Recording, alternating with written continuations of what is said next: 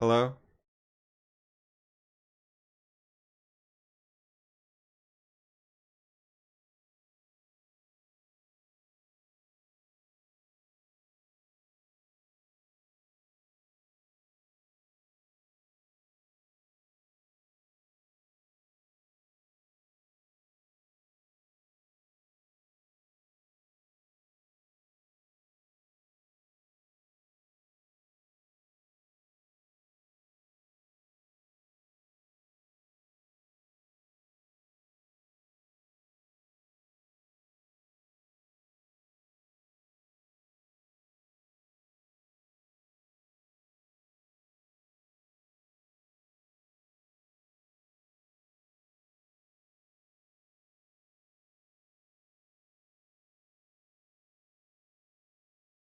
Why's my hotkey not working? Mail services. Mail quote fix. Oh, I think I gotta run more than once. Okay.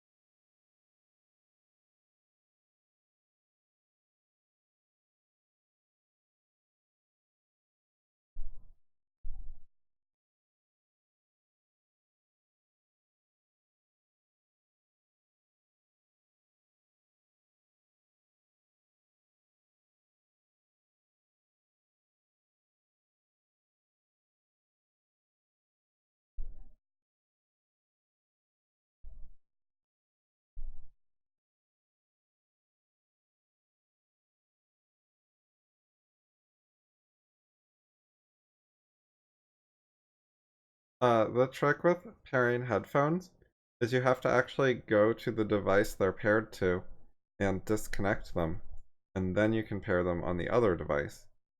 I've had that issue repeatedly with Bluetooth, but you have to like go to this menu, and then if I disconnect here, then it will let me connect them to my iPhone.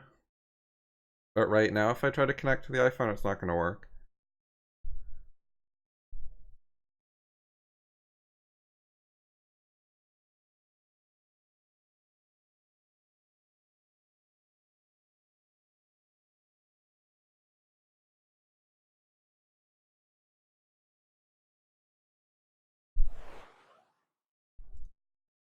So Elliot had asked.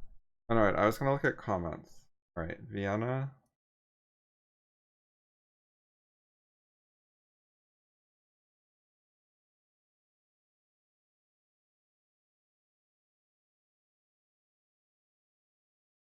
It might work better with the Beats. They said something about syncing with your iCloud, so they work with all your iCloud devices, but I haven't tried that yet. I just only paired them to my iMac so far. But what I described is what I've always had to do with the Sony ones.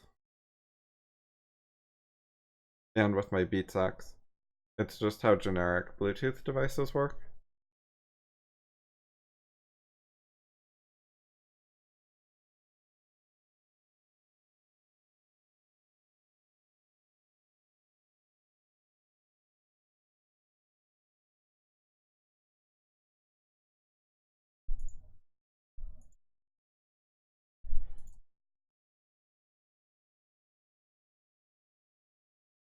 Okay.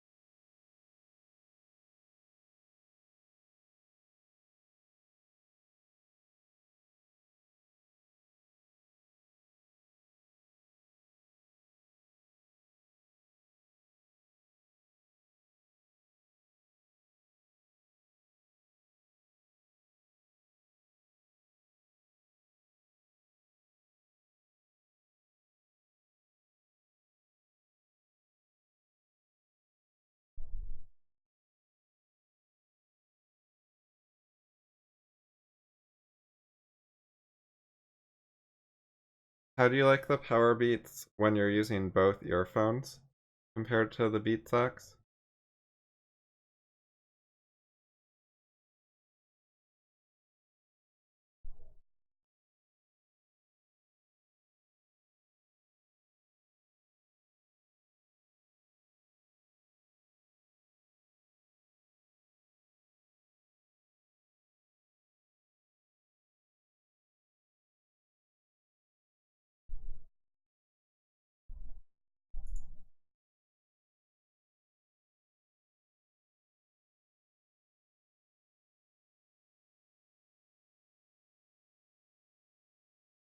Okay, so I think that I can create a podcast while streaming, but I need to do a test recording real quick. So, 1, 2, 3, testing podcast. 1, 2, 3. Okay, so first question is, while the podcast was running, could you guys still hear me saying 1, 2, 3 and testing?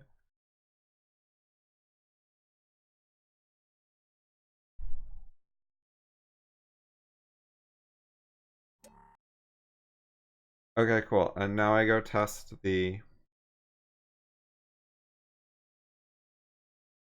file I just recorded and see if that also has the audio from my mic. So that would be this one.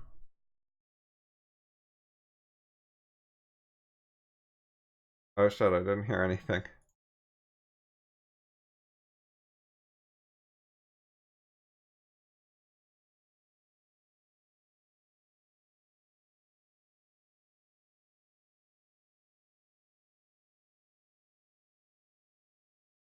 Now my VLC is broken. That's weird.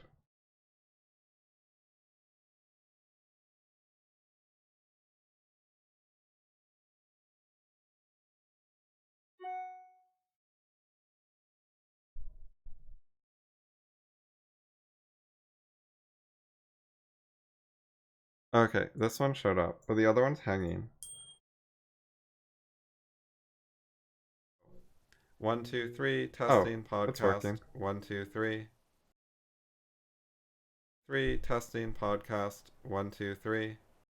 Okay, it worked fine. My other VLC was just broken in some way.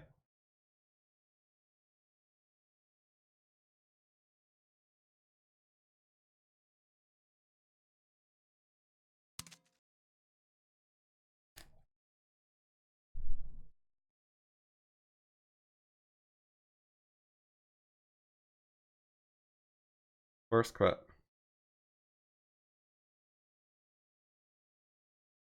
Okay, managed to force quit.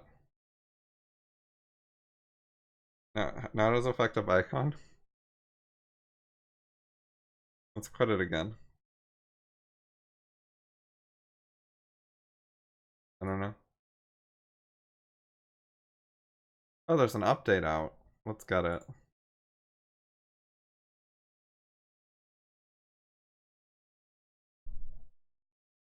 Oh, I shouldn't have killed everything. I want to do a test once I get VLC to actually run properly. Anyway, yeah, this person posted in the podcast question thread. I haven't read the passage yet.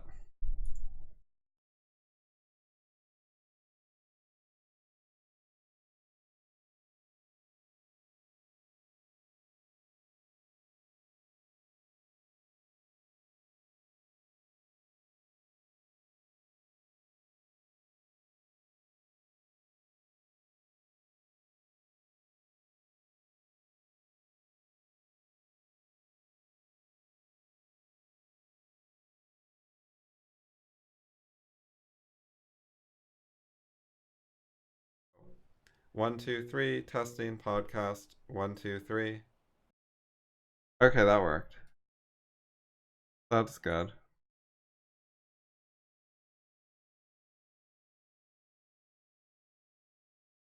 Alright, this. First question.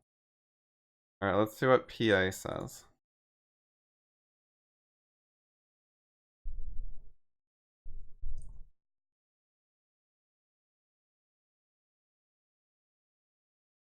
There's someone... I thought their name might have been PA. I wanted to check. Oh, it's PL. There we go. That was the person I talked to a while ago.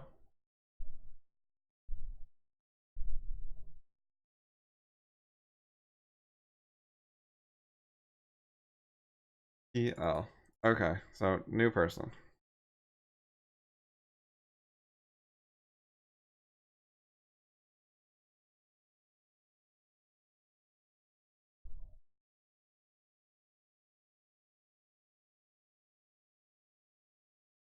They read BOI.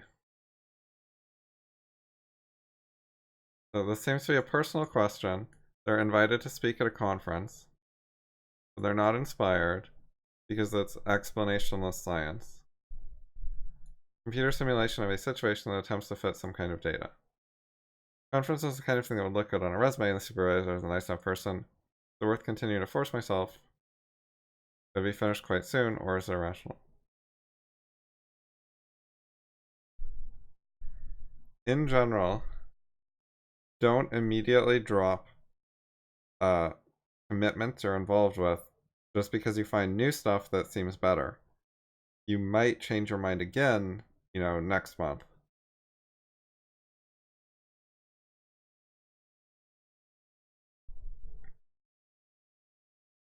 It looks like you're in a period of changing your mind and, a period of flux and chaos.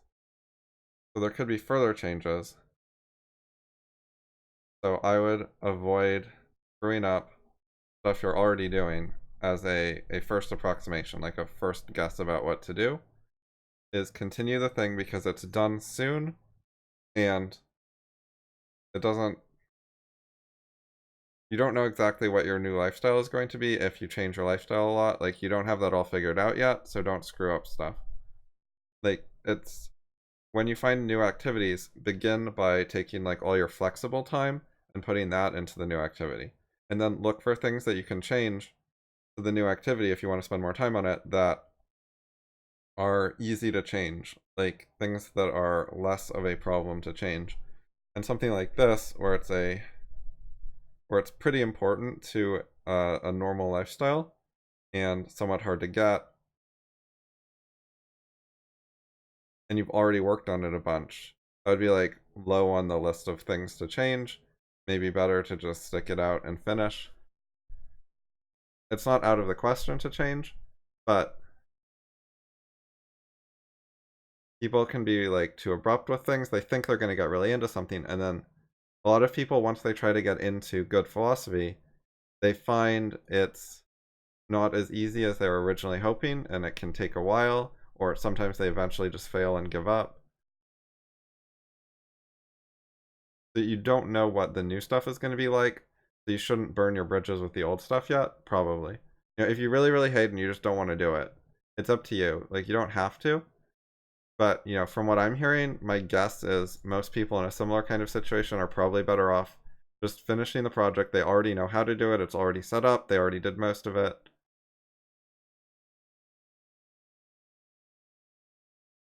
There are certain ways you could modify the project that might make it more interesting to you. For example, you could add a sources of error section at the end, or a limitations or assumptions or something. And then you could talk about what the downsides of the approach are, and then you could talk about some Popper stuff that way.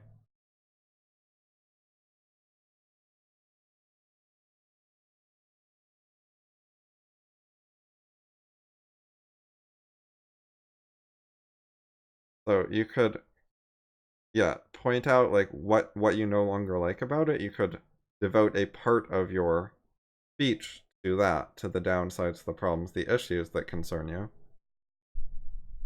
And if you don't know how to do that, like if you don't know how to say all that stuff yet, that is an indication you shouldn't be dropping this project yet. Like, you don't know enough to say, oh, that's trash, I'm going to move on. If you think it's bad and you actually know what you're talking about, you ought to be able to include in your speech a section explaining what's wrong with it, which would make your speech more interesting for you. It might potentially get a lot of people to be impressed and be like, that wasn't what I was expecting to hear. You showed understanding of the basic stuff, like the expected speech, and also this extra thing that they weren't familiar with. So they might like it. Of course, you could alienate people. It's risky. I don't know what the conference is like, how open they are to that kind of thing, but it's reasonably easy to fit it in as part of your current project, like as a limitations or sources of error section. Those are things that are reasonably typical and make sense to include, and you could just make that section a little larger than normal. Don't make it like your main focus, but you could have something like that. That would be a way to improve the project, potentially. You might learn something, like people might like it, and you could be like, okay, these are people I can potentially get along with even after I get involved with Popper stuff. But on the other hand, they might hate it, and you could be like, like them less and be like, I'm glad I tried that so I could see what they're open to or not open to. You might think, that you were really cautious and limited in the criticism you said, and they still hated it, so they're really unreasonable people. You might have that lesson. So it could go either way, and it's good to find out. You'll get more confidence about what your options are, more knowledge of what the world is like. So I think I will make a clip of this audio I just said later, and then post it somewhere and put a link to it or something. Or maybe just YouTube link the timestamp where I started talking about this. So I'll do that later. I'll leave this open. Oh, this one I finished.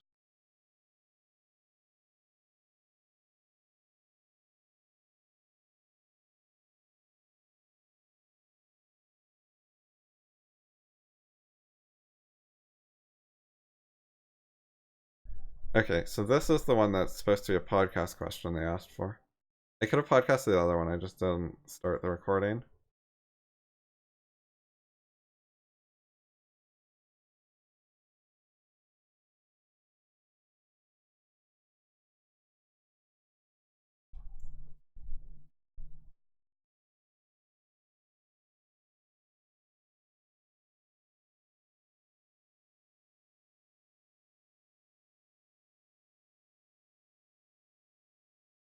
Wait, did I forget to do this one ever?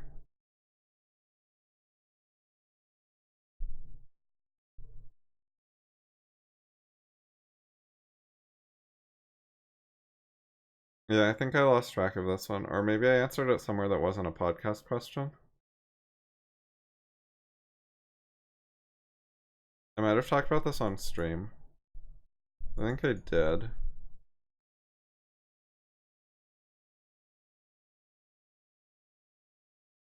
Anyway, the methods of learning math are the same as the methods of learning about causes for math anxiety or whatever else that they study with their psych research, or anything else. Like, epistemology is unified. There's one epistemology for everything.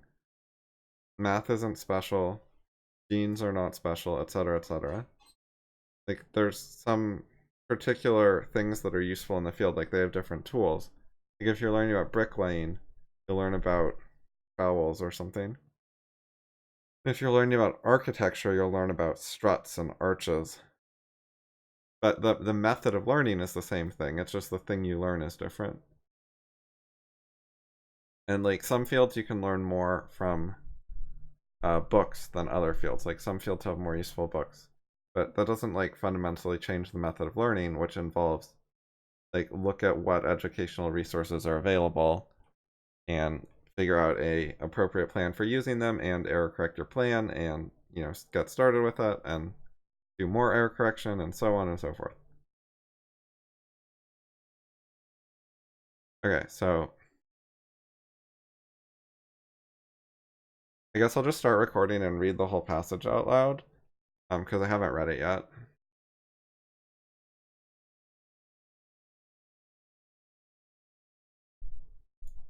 Anonymous asks, what to do if the following Atlas Shrugged passage resonates a lot with me and is painful? And the passage is 3 paragraphs. I haven't read them in advance. I'm going to read them out loud now.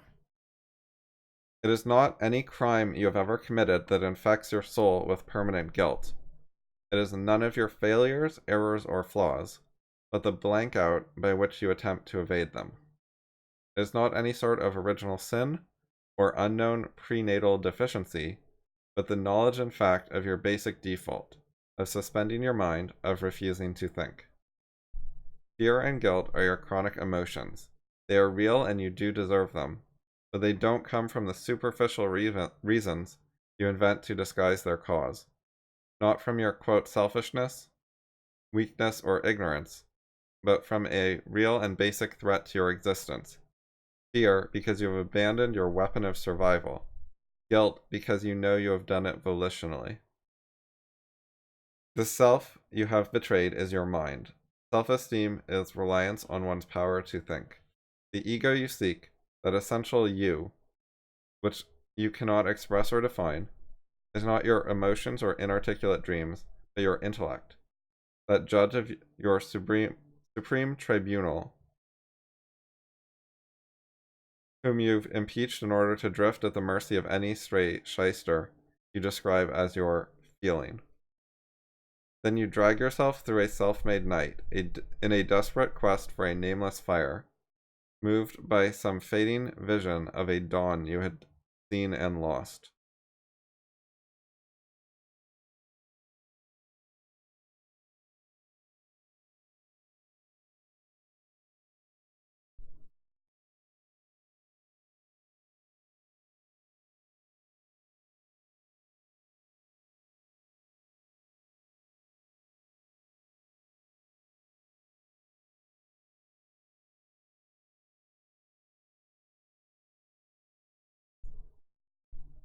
Okay, first of all, I think it's a misquote. I think they added a paragraph break mid-paragraph. So the first two paragraphs were actually one paragraph. Other than that, I think it might be okay, but I just noticed that problem. So, yeah, the first two paragraphs were supposed to be one, and then the third paragraph is the second paragraph. But they look like complete paragraphs. It's from John Galt's speech in Atlas Shrugged by Ayn Rand. So first I'm going to look at what was said like right before and after. So before that, it's talking about your actions are willed.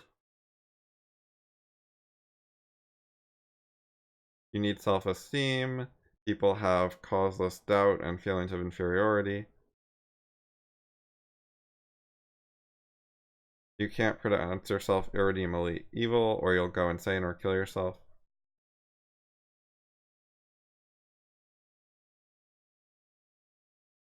And it says to fear to face an issue is to believe that the worst is true.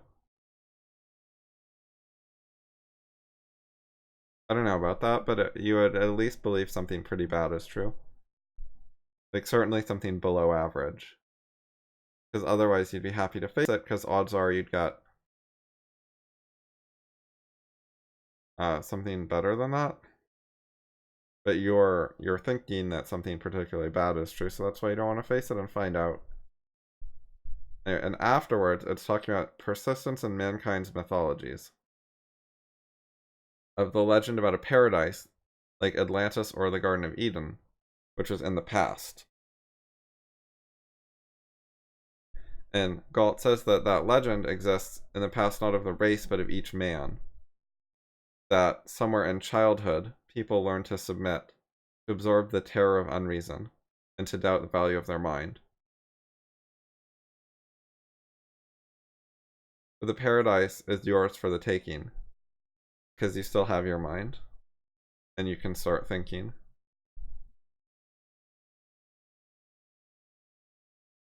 Okay, so the person's question in particular was that the passage resonates with them, and they find it painful. So they don't quite say why. We have to do some guessing.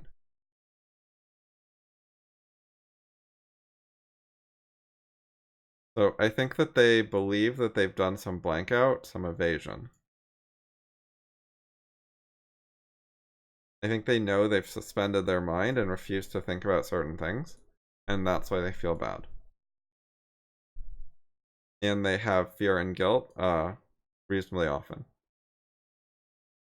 And they think that those are somewhat deserved, and that therefore fundamental reasons. There's no quick fixes like donating to charity so that they're less selfish. And that's not going to solve their problem. So they feel like they've betrayed themselves. So what do you do about this? Start thinking. Stop refusing to think. Change what you do. So one of the situations could be that you don't want to do that. Like you're unwilling to even try to start thinking. You feel bad about it, but you still don't want to think. In that scenario, you could try to isolate your problems and your thinking from your life. So separate it. Think about other people, other people's lives, abstract problems, stuff that is impersonal. If you focus on impersonal stuff and you don't connect it to your life, that might give you a way to think without hating it and hating yourself and so on. You know, you could give advice to other people, you could analyze other people's problems, stuff like that.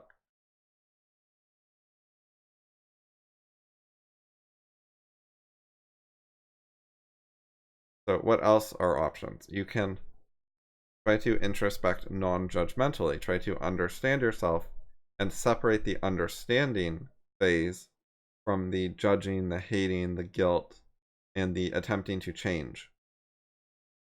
So step 1, gather information. Step 2, consider if you might want to make some changes, what they would be, how they would work, etc. And focus just on the information gathering without beating yourself up about it. That's another option if you could do that. So some people, they're willing to try to think. They make some efforts to do it, and they find that they still don't think very much. They follow their habits. They forget to do this new thing. They just sort of revert to the status quo over and over. So like they planned to think, they intended to think, and then most of the time it didn't happen. And occasionally they remember and they do a little burst of thinking, and then they sort of revert to normal. So if you have that kind of problem, what you need is a better understanding of your life. You need more information about what you do and why. To control your life, you need to know more than just, here's a new thing that I want to do, that I want to add to my life. You need to know what are the things you already do, and what role do they have in your life. So I've talked about this recently in 2 podcasts. One of them is introspecting about goals, and another one after that is weekly journaling. Another related podcast is motivation and laziness. So check out those podcasts and they may help you. Another very relevant podcast is How to Learn Philosophy. And also, if you go on my YouTube, you can find an overview of Fallible Ideas philosophy video, which is it's introductory. So that'll help you with how to learn philosophy. It's not so much about the methods, but it gives you an introduction to what my ideas are and what some philosophy ideas are that you might agree with. You know, Popper plays a major role in my thinking, and so does David Deutsch in particular.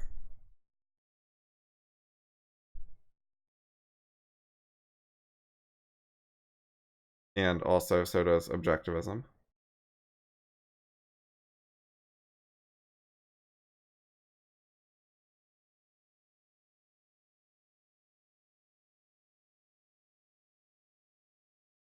A lot of people are in bad situations objectively regarding philosophy and thinking and that kind of thing.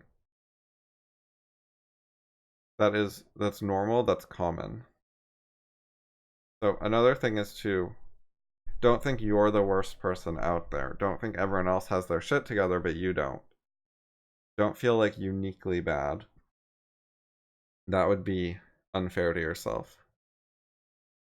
A lot of people have similar or even worse problems, and on top of that, they have not discovered Atlas Shrugged. Passages like this would not resonate with them. They would just be in total denial. And so if objectivism stuff has some appeal to you, that is a good sign. That's a resource. Like with a generic person who has problems, you have to figure out, okay, what is some sort of merit that they have, some sort of good trait that can be built on. For you, we already know one. You understand some of what Galt is talking about. So that is a positive thing about you, which could be built on. You could begin a lot of your philosophy learning with more objectivism stuff, because it is one of the best philosophies, and also you already are able to engage with it.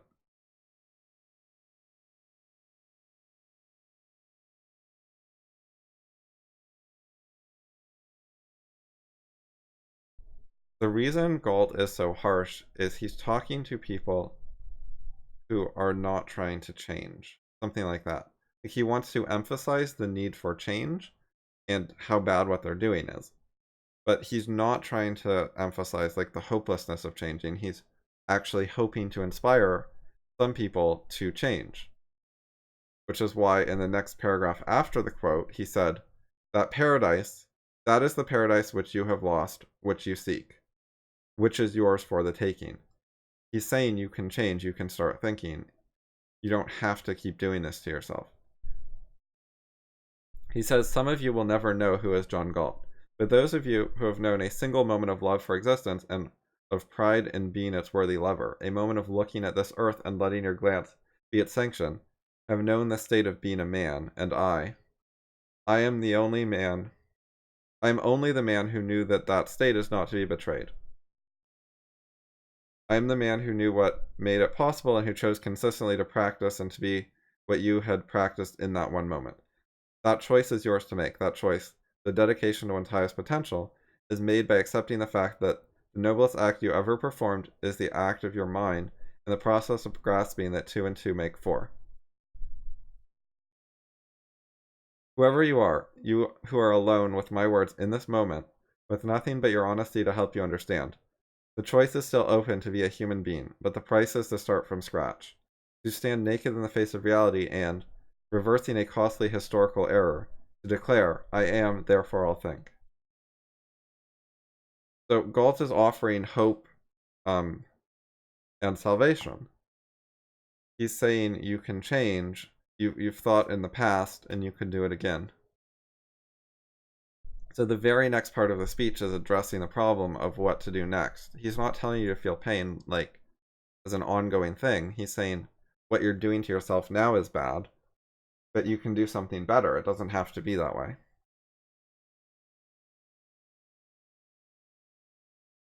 So you quoted like a particularly pessimistic sounding part of what Galt was saying, but there was an optimistic note right after it. So rereading that might help too. So good luck, and feel free to ask more questions or to get involved with the discussion forums.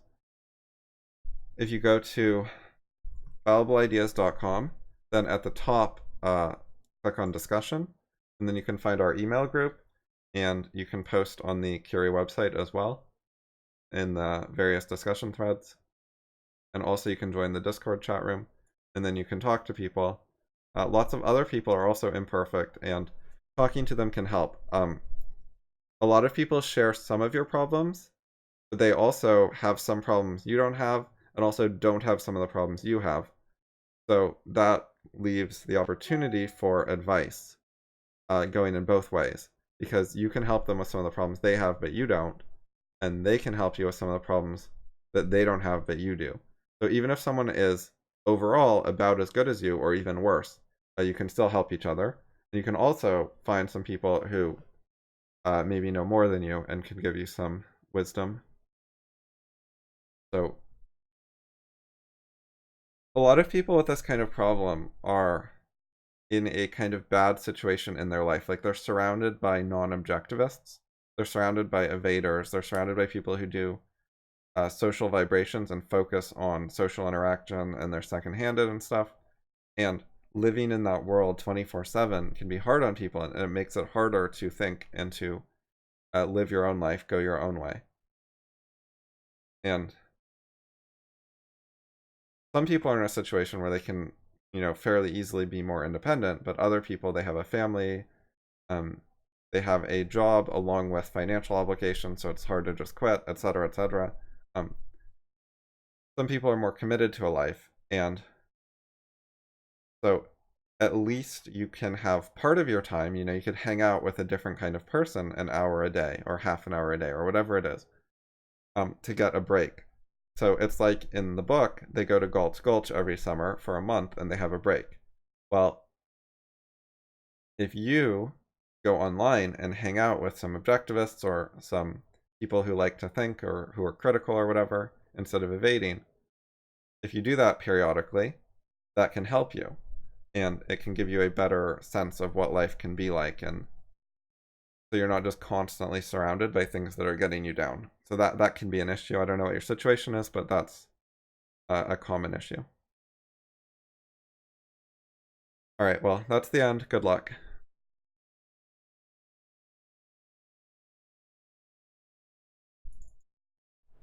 Anonymous asks, revert to normal. In this moment, with nothing but your honesty to help you understand, the choice is still open to be a human being, but the price is to start from scratch. Asks, what to do if the following Atlas Shrugged passage resonates a lot with. Okay, I wanted to open both because you can see how much silence was cut. So it cut 1 minute and 37 seconds out of what I said.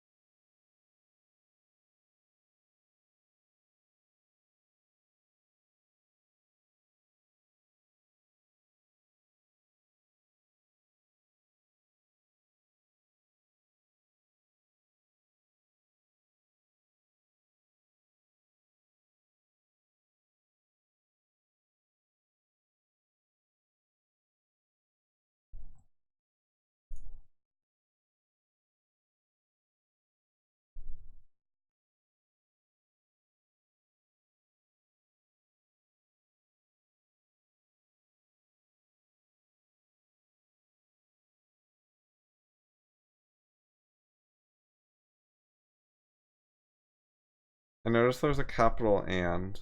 I'll just do it this way. Uh, don't ignore case. How many are there? 3.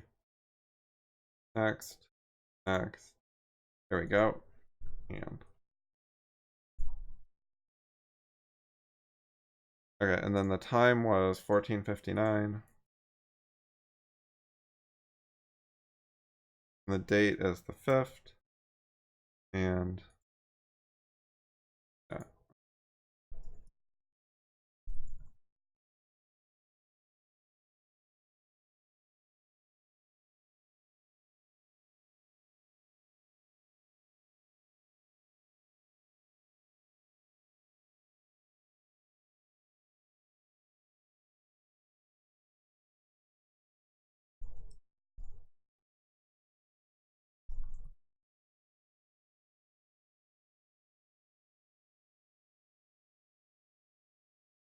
Okay, looks good. And then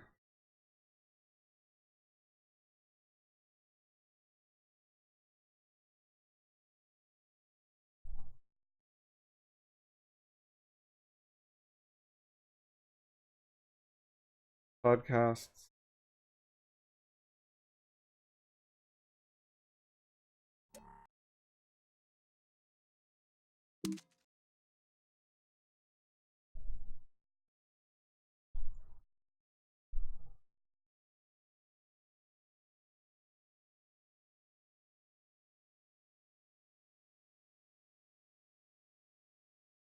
Okay, and that'll deploy my new podcast.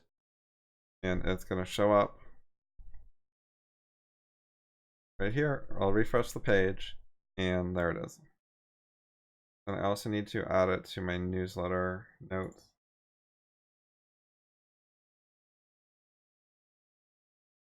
Okay, I noted in my newsletter to include it. My previous newsletter was July 30, so I don't need to finish this one for a while.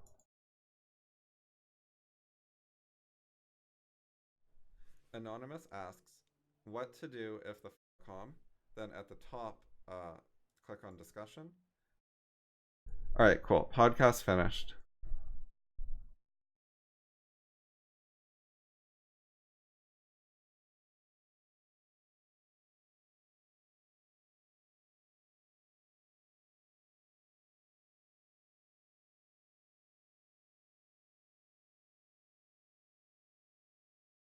So I need to do this later. I'm gonna put it in the middle.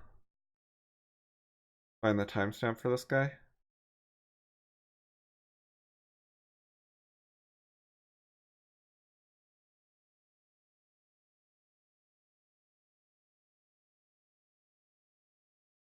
Alright, just on video, I think. Asked me, he made a video topic request on the word that. He also asked me why I was making videos now, and I answered that on the list and covered that some in the previous video, the discussion video 15. So I'd used as my point of, oh, by the way, so I'm trying a few things differently this time. I'm trying different denoising settings because I noticed as I was listening to the previous video that I've got it pretty well set up where noise isn't picked up when there's actual silence, but I noticed some noise still getting into the dialogue, and so I'm trying more aggressive noise removal, and I did some stuff with graphics equalizer, so we'll see how much that helps. I'm trying a different video making workflow this time, which is I'm going to do the ScreenFlow Reaper workflow, where ScreenFlow is going to be the app that I'm using to record, and then I'm going to use Reaper, and then actually from Reaper I go to another app to make the file smaller. So, and the point of that is better silence removal and fewer recording bugs. So I just had like the silence removal with Screencast-O-Matic is pretty iffy, and it's like easy, but it's not very good. So like, there's a big trade-off there. So I want to try something that's a bit higher quality since I'm making so many of these. And also, I've been doing transcripts using otter.ai, which is an automated Is the Justin video loud enough for you guys? transcript service. But I've just been throwing them up like unedited, and Ellie pointed out that the amount of timestamps in the transcripts makes it a little difficult to read the transcript. And I actually made a Ruby script a while ago to remove those timestamps, like to reduce them at least, because you still want some timestamps because you want to be able to find where something is in the video roughly, but you don't want a ton like Otter does. So, but I've just been throwing transcripts up on Pastebin without running the script. Like I already have the script, so I should use the script. Oh, I lowered my volume because it was too loud for me. So I will go set devices differently. Okay, I'm gonna adjust it a little bit because Justin thought it was bad. So I'm gonna lower my beats to here. And then this thing is still in max, and then I go back to streaming. I was avoiding going back to doing Reaper, just because I find that whole workflow kind of annoying. Like you've got to record the video and then put it into Reaper and then put it into Handbrake and then put it onto YouTube. Whereas with ScreenFlow, just like make the video, save it as a video file, put it onto YouTube. So it's a lot more straightforward. And it's not, these steps aren't like the steps with Reaper and whatnot. They don't involve a ton of like active time, but it's still more steps. But oh, Alan, while you're here, this post doesn't look very good. It would look a lot better if the quote marks were making actual quoting highlights, like with a background color or something. So I wanted to point that out.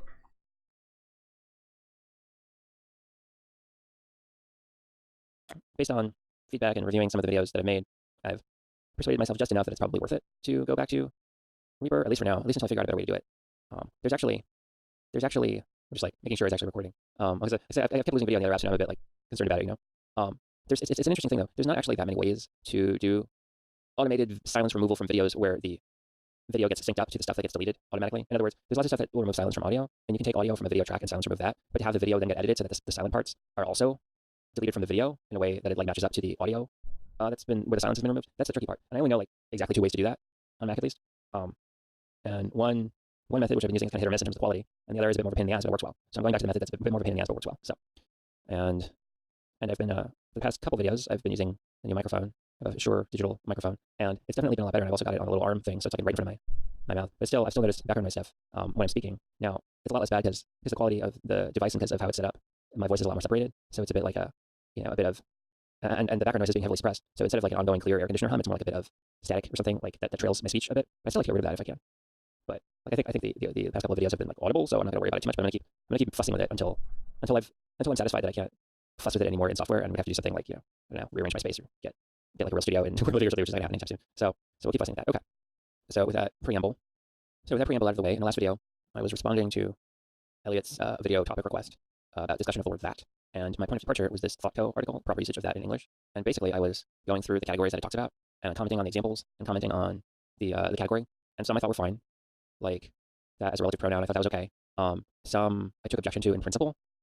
This was an example of that in a clause as an object. I had a problem with that because I agree with how Elliot analyzes these sentences, which is that instead of this whole thing being an object, this is like an object, but it's like a relative pronoun pointing to this whole clause. And I still have some issues with that because instead of a pronoun, it's more like a pro clause, and I was a bit troubled by that. But I think his analysis makes more sense. And then with one case, and this is a case that I talked about a lot, I just really disagreed with one of the examples. So the status determiner, that can absolutely serve as a determiner. I don't dispute that at all. When you talk about these words, you just realize those come up as you're talking about them. It's kind of funny. But so I don't dispute that is. There was a little audio glitch there a couple seconds ago, like around 9:30, maybe a little before it, FYI. Used as a determiner, but I did have an issue with this example, which struck me more as like a dummy pronoun type of usage, similar to, see if I have it somewhere here, or maybe I'll just, right, similar to something like, it is important that you work hard for the exam, where if you rearrange the words, you see that it isn't actually really doing anything. And it's definitely not a determiner, because if you if you do the rearrangement in order to make the structure clear, that it just kind of drops out. So it's just like a placeholder. So I thought that was interesting, right? And so the last thing I've been talking about was where is it here? That, well, what I'm calling that is a word introducing a subordinate adverb clause. They talk about it a little differently. That in a clause is a complement to a noun or adjective, but I think it gets to the same place pretty much. They're just using different words. I don't know about, I don't particularly like calling it a complement, but I think with their explanation of how they're thinking of complement, I think it's fine. So, okay. So we're gonna pick up from there. And I've just been adding things to the top in terms of the categories because I wanted to keep, I don't know, for some reason I wanted to keep this long like tangent on this criticism of this example at like the bottom of this organizational structure, and I didn't have a strong preference as to what order the category should be in. Otherwise, like I'm not like, oh, you have to start with relative pronoun or something. So I've just been adding to the top so that the long tangential thing stays at the bottom. So I can explain that too well, but that's just what I've been doing. I can't explain the thinking there that well, but it doesn't. It seems fine to me. Okay. So we're gonna pick out how many more categories we have in this article. That 1, 2, 3, 4, 5. Okay, not too many. So first, because as I've gone through this article, I'm like, hey, I object to that. So let me see if I agree with this even before I add it to my list of examples that I'm discussing. So that clause is a subject of a sentence. That clause can introduce a phrase acting as the subject of a sentence. This use of that is somewhat formal and is not common in everyday speech. Right. So that it is so difficult is hard to understand. That Mary feels so sad is very upsetting. That our teacher expects us to do 2 hours of homework every day is crazy. These all strike me.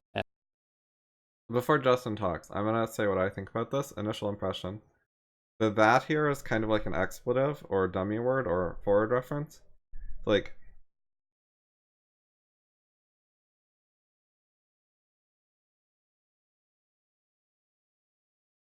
you could say like, it is so difficult, semicolon, that is hard to understand.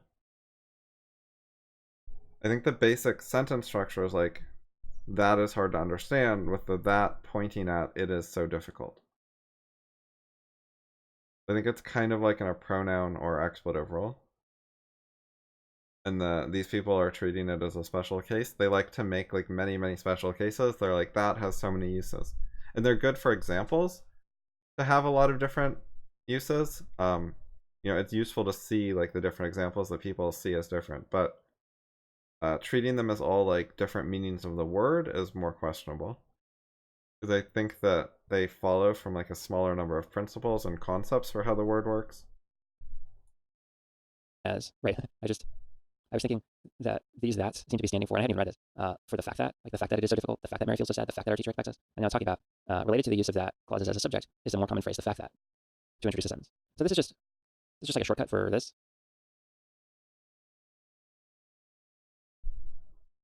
Okay, yeah, you could read the fact that is implied. And then those things are modifiers on fact. I think the meaning comes out about the same, but I don't think that's totally accurate. I find this a bit weird because, I don't know, like I think this is worth mentioning, but this is giving a lot of attention to this like shortcut case in terms of the structure of this article. Like I think relative pronoun usage is way more important than like this formal English shortcut case, but relative pronoun has like fewer examples and less words, so that's a bit strange to me. Yeah, like I don't even, like it's worth mentioning, and I'm going to mention it with like one example. And I'm just doing this twice because I want to be clear. I mean, the brackets give some clarity, but I just want to be clear. This is the example, and then this is the meaning. So I think it's worth breaking those out. But yeah, this is what I think. This is the amount of content I think this example warrants. You know, because like, I mean, there's a couple things that come into play when you're thinking about how much to talk about something in the context of other related topics. And there's like, well, I don't want to just say there's a couple things. So there's like your interest level, of course. I wasn't thinking about that initially, but there's how important it is to some project, like understanding grammar and how words are used, say, and then there's like how hard it is to explain. So like, I don't think this example is that important, and I think it's easy to explain. Whereas with why, like I went off on a big tangent about this determiner thing because I needed to get clear in my own mind why I didn't think this was an example of a determiner, and so that was a bit hard to explain. Maybe it's not the most important thing, but the explanation for me involved thinking and talking about various examples. Whereas I think this example is kind of trivial, like this topic. So that was fast, huh? Compound conjunctions with that. There are a number of compound conjunctions, words that connect with that. Compound conjunctions. That's it.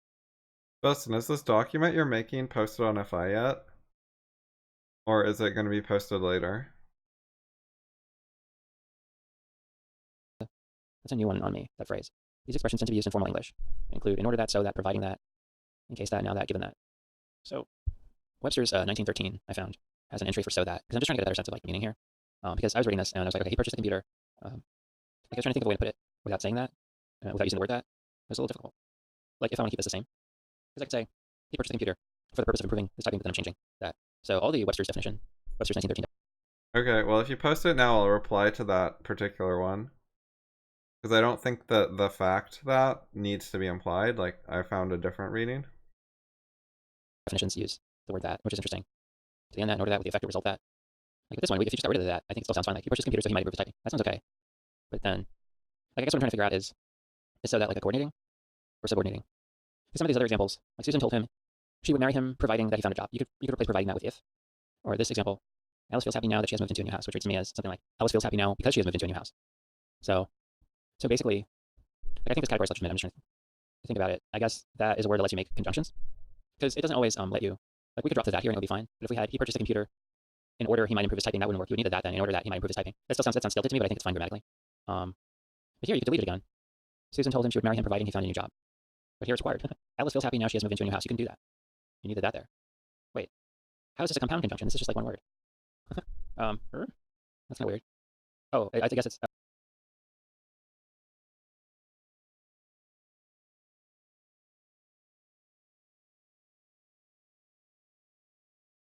They're saying now that is a conjunction.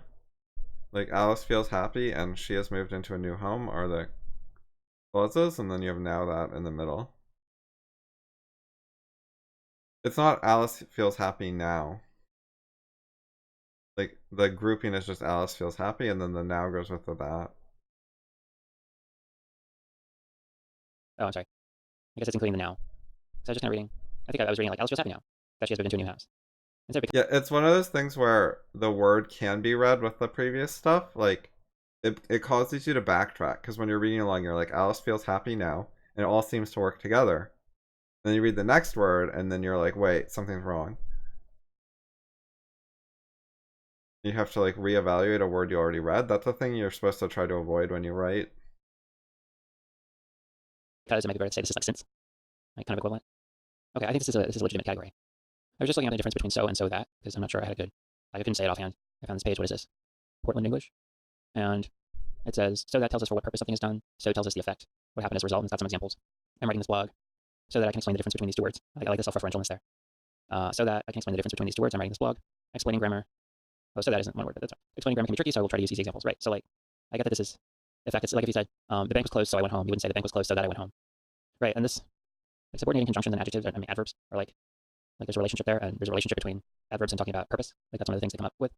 So, like, the so is connecting like X to so Y. Like, this is the state of affairs, thus this follows, whereas the so that is like the purpose, intention, or plan. Yeah, that makes sense. Okay. So then you shouldn't drop the that here because, like, if you want to be clear about, well, right, this is a purpose thing. So that is correct. Like, he didn't purchase the computer, right? Or his improving his typing isn't like an effect of the purchasing of the computer. It's an aspiration. It's a hope. It's a plan. So that is correct. So maybe dropping the that is like wrong.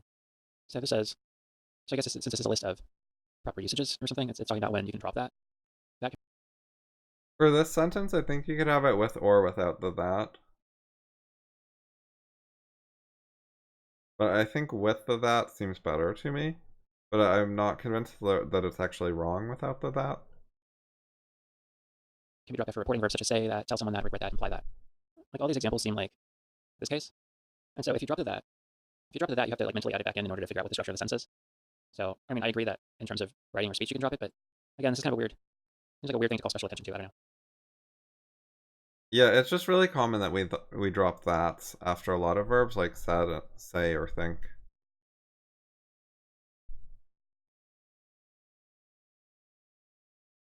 Or yeah, these as well. It's just the word that is used so much that we just like started leaving it out a lot, I think. So this is more just saying when you can drop it. See, the structure of this article bothers me because initially it's talking about when to use it, and then it's mentioning some special cases, and not even all of those cases are very important, like this, like, where it stands for the fact that, but then it switches to when you can drop it for like the last 3 entries. So that's kind of weird. So this looks like a slightly different treatment from. You're reading the article with like FI standards, like what you'd expect from an organized essay by a thinker. And yeah, it's not meeting that bar. It's a different author who I generally found pretty decent. So let's read this one. In English grammar, that clause is a subordinate clause that usually begins with the word that, also known as a declarative content clause or that complement clause. A nominal that clause can function as a subject, object, complement, or a positive in a declarative sentence. Right, so this is breaking down like nominal that clauses and relative clauses. Because relative clauses are like a modifier. Like in this one that they talk about, what's all this nonsense that you're repeating? It's nonsense is a noun, and that you're repeating is telling you. Well, the idea is that that you're repeating is telling you something about nonsense. Like, what's all this nonsense? What kind of nonsense? Nonsense that you're repeating. It'd be like if you said, what is this food that you are making? It's like an attribute of, you treat it as like an attribute of the food or indicating like which food. Oh, this is sort of like a determiner usage of a relative clause. Like, it's telling you which nonsense. And my example is like telling you which food, the food that you're making. Okay, that makes sense. That's not a determiner. It's an adjective. It's a non-determiner adjective. It's a regular adjective. It's just modifying. But I don't think you should connect that to determiners. Well, so I think I just figured out something important about the distinction between relative clauses and subordinate clauses. And I was looking at this email. I commented on Elliot's public draft of his grammar. Relative clauses are subordinate clauses. Subordinate just means less important.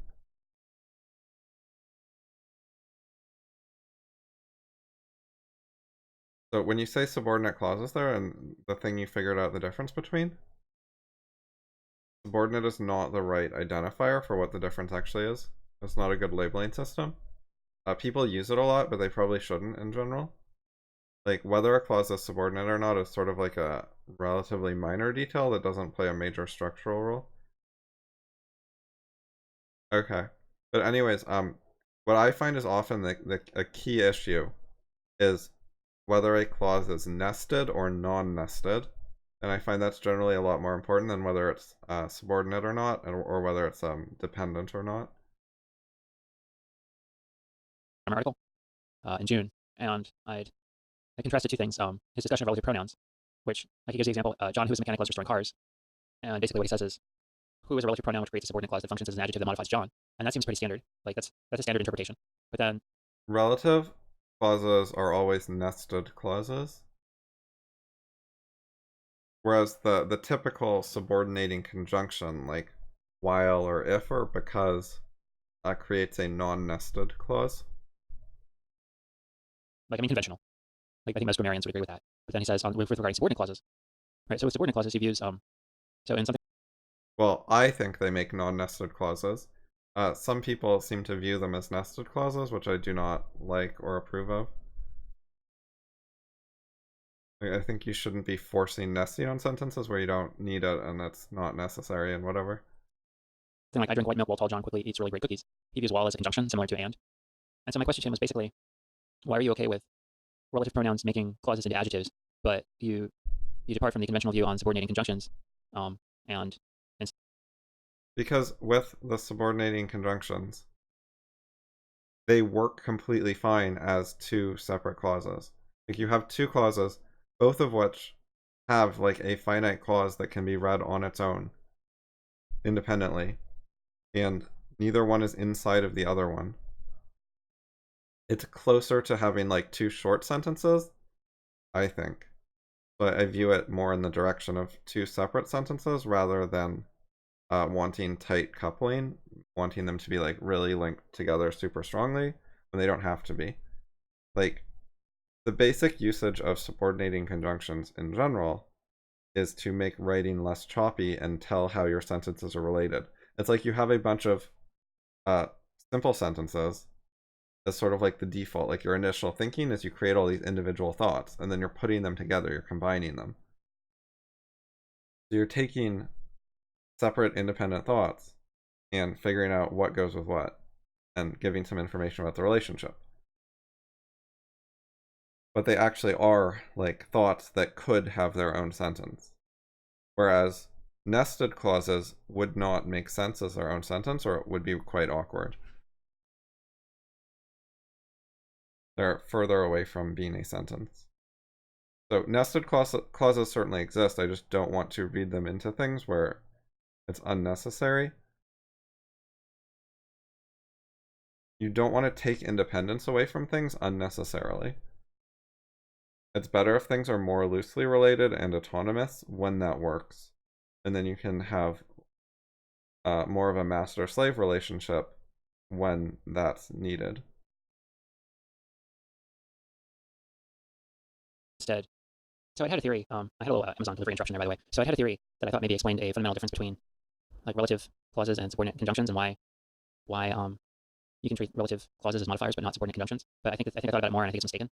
So I was saying before, though, that basically I asked Elliot in this email on June 9th why he's okay with treating subordinate or relative clauses as modifiers, but subordinate conjunctions he wants to give sort of equal dignity to, as with fanboys structurally, where the like in I drink white milk while tall John quickly eats really great cookies, while is sort of is the big connector that's floating over everything.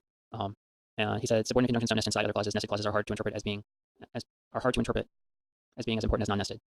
much easier to interpret as mere modifiers. And I had the thought, oh, well, maybe it's the case that relative pronouns always have a dual hat sort of role. Like they're serving some function either in the main clause or either in the first clause or in the clause that they connect. So for example, I think that school is boring. That is serving as the object of think. Or John Relative pronouns do have the double role, but I don't think that's actually the key issue here. who met me likes pizza. Who is serving as the subject. Who met me? It's like John met me likes pizza. So it's serving as the subject of this. But then The key issue to me is the tree diagram, whether or not one clause should be inside the other clause. So look at the verb that leads a clause, like think or is or whatever, and does it make sense for one verb to be in the subtree of another verb or not? Like here with John, who met me, likes pizza, the verb met is in the subtree of the verb likes. That's what nested means. Whereas in this one, we have the verb is and the verb think. Neither one is in the subtree of the other one. That's the key difference. and so even leaving aside adverb clauses, there's this example. My hope that you win by 20 points is intense, and this is sort of a contradictory thing, I think, because at least as depicted here, that isn't serving a like structural role. Meaning, I mean, it's serving a structural role, but it's not serving a role like in the sense of like being a main clause level. It's serving as a subject, serving as an object, that sort of thing. Oh yeah, that here is not a relative pronoun because it's not doing a pronoun role.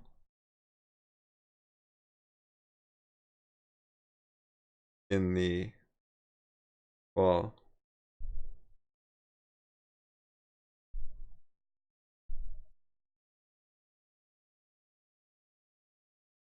yeah, so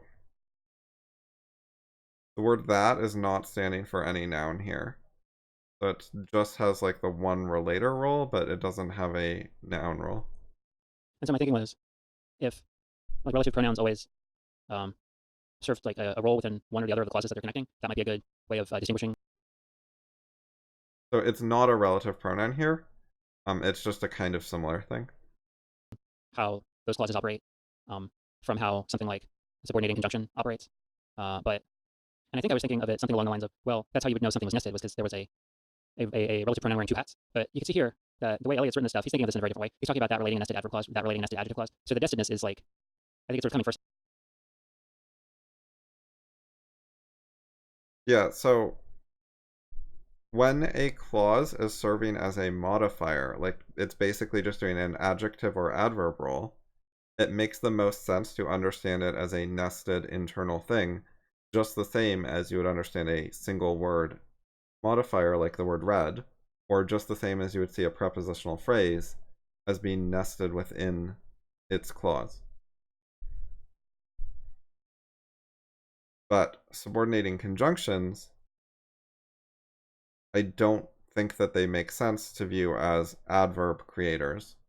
I don't think that they're adverb clauses. I think you can view them as like something bigger that's not directly comparable to just like a one-word adverb. Whereas these kind of nested clauses that I write as actually nested are pretty directly comparable to one-word adjectives. They're just like complicated adjectives. In his mind, like he's identifying the nested clauses and then he's saying how they're connected. Whereas I was trying to say, oh, because they're connected in a certain way to a word that's operating in a certain function, then they're nested. So maybe I was thinking about this backwards. I don't know. I think it was good to go down that train of thought because it at least makes more clear what's unclear, which is important. Like you have to know what's fuzzy before you can get it unfuzzy. So to put a point on that, I guess I don't really understand when stuff is nested, like how to judge that. Like this is an adjective clause. This is an adjective clause. Is this one nested? And Elliot just didn't write it because it seems nested to me. I guess nested. You're asking if this one here is nested? Like, look at the tree. The verb met is in the subtree of the verb likes. That's what nesting means, literally. What does he say here? Maybe in the grammar article? Well, he's describing a view he thinks is incorrect here, so let me. Right, okay, so I think what Elliot's saying is, you really have to ponder that, but subordinate conjunctions, because I think what was tripping me up was that I was still thinking of stuff in terms of what he calls the confused mix view of how subordinate conjunctions work. And he gives more detail. What does he say? Most grammar materials unclearly teach a confused contradictory mix of the view that, he says both views, and like one view is that while is a conjunction, and the other view is that while is a relator. And so when Elliot says subordinate conjunctions don't nest inside other clauses, he means, subordinate conjunctions properly understood, meaning where you take the conjunction part seriously, by definition, don't nest inside other clauses. And so one way maybe of looking at the different treatment issue that I raised. Yeah, I basically think the quote subordinating conjunctions are in fact conjunctions, that they're more like the word and, which is why they got the same name, conjunction, than they are like an adjective or adverb. To my email is that like for something like what's a good example? So for something like my hope that you win by 20 points is intense. Nobody calls that like a relative conjunction or something. Like there's a consistent treatment. For something like this case, they consistently treated something like this, where it's just Yeah, there's a ton of definitions of that in the dictionary. They have something to address that kind of case in at least some of the dictionaries. They might not explain it quite how I do, though. relator. Now I think I'm starting to get. Cause I didn't really fully grok this. Like this. But yeah, you should be able to find the case where that introduces or creates an adjective clause, and then also is not serving as a noun. That's definitely a thing people know about. Distinction. And I probably still don't fully, but I'm starting to a little bit.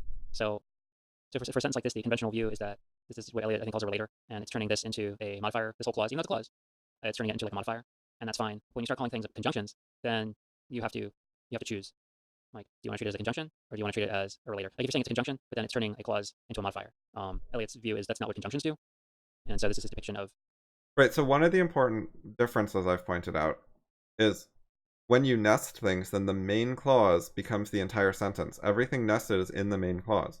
But when people deal with sentences with subordinating conjunctions, in general, they want to say, okay, here's the main clause and here's the subordinate clause, and they think the main clause is just this part. That's the main clause. And I agree with that that's the main clause. But if you view it that way, then the other part cannot be nested inside the main clause. It has to be a separate clause. Like if you nest it inside the main clause, then it is part of the main clause, and just the whole sentence would be the main clause. Anyway, I think I covered that in my grammar videos. I think I talked about that. The confused mixed view. So let's try to bring this back to where I was in my analysis of ThoughtCo.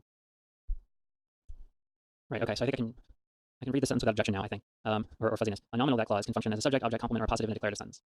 Shrugged and Wiener point out that relative clauses beginning with that, for example, what's all this nonsense that you're repeating, are not always included in this category, right? Because that you're repeating is a relator that is basically turning you are repeating into an adjective modifying nonsense.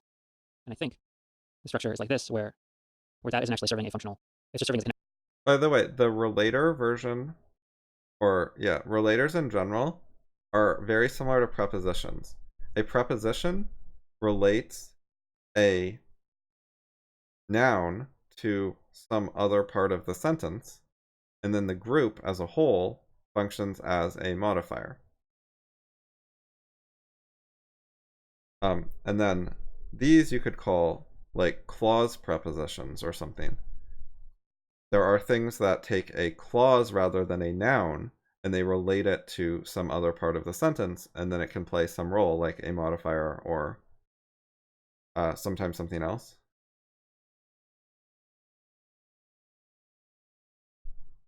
So I find that comparison helpful.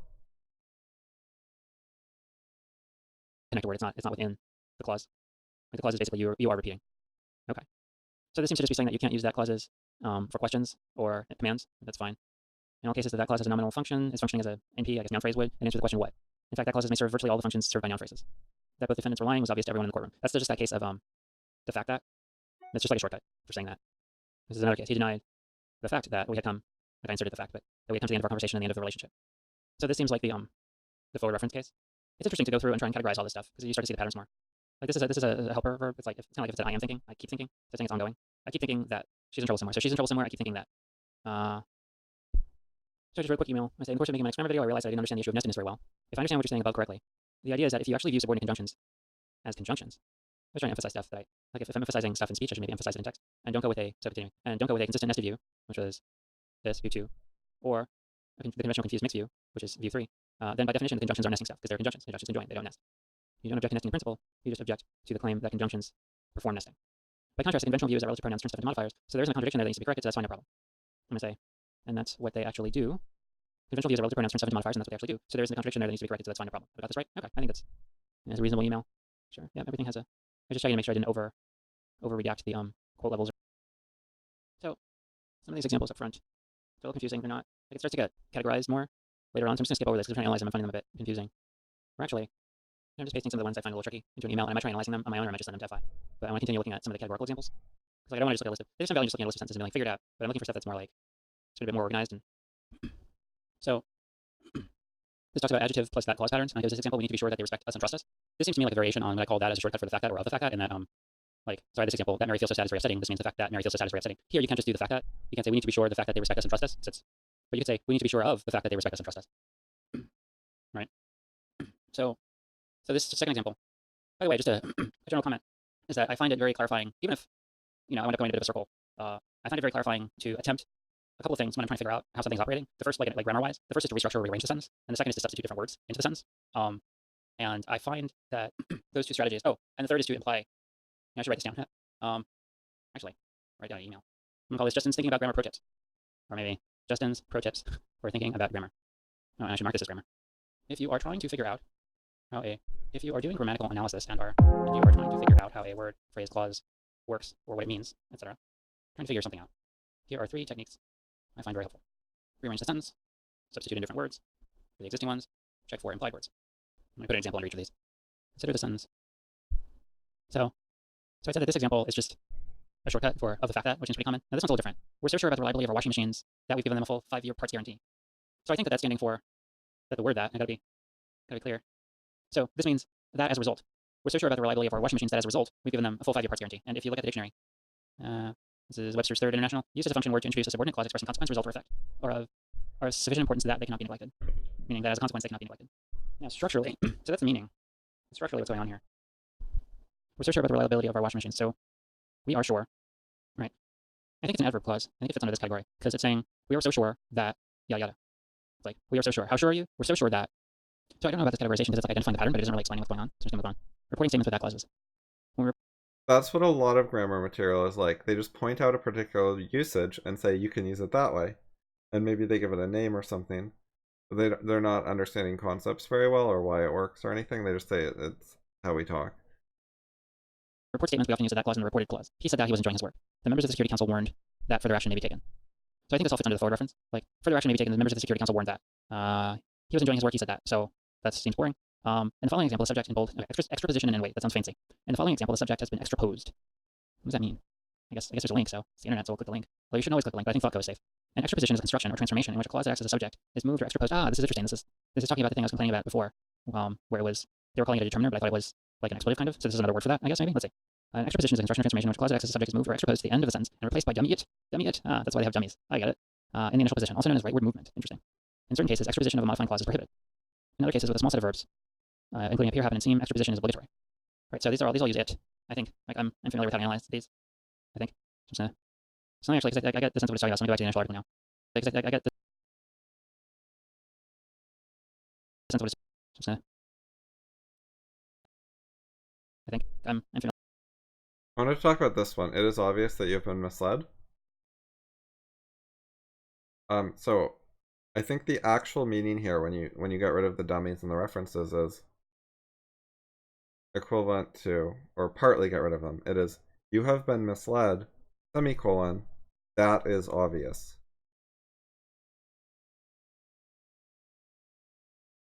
So the it is a forward reference to the that, and the that is a forward reference to the you have been misled. So it's that is obvious is the core structure, and the that refers to you have been misled. That's how I read it. That relates to other things we've been looking at recently. Familiar with how to analyze these, I think. Something actually, because I get the sense of what it's talking about. So let me go back to the initial article now. So I think what this is kind of getting at is that is a word you use when you're when you want to do the structure. The subject of the sentence is that clause. Placing its element first results in a sentence which is quite difficult to process. Therefore, the lengthy clausal subject is placed after the complement. Right, by difficult to process, I mean like. It's a notable sentence because it has the double forward reference. The it refers to the that, and then the that refers to the other words.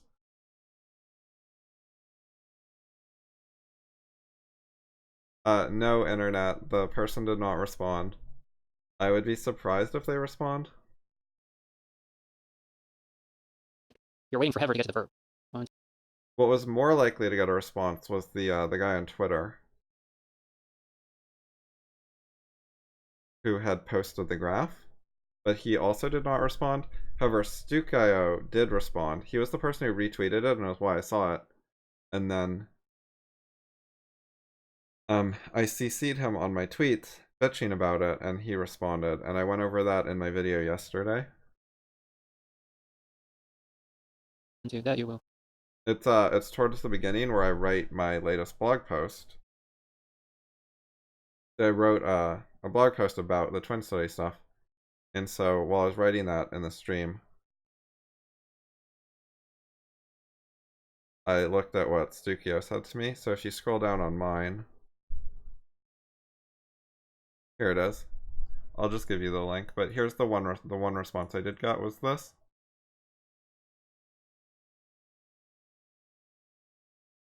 But then I linked to the more important criticism of twin studies in general, and he did not respond. Well, that was the wrong thing to close.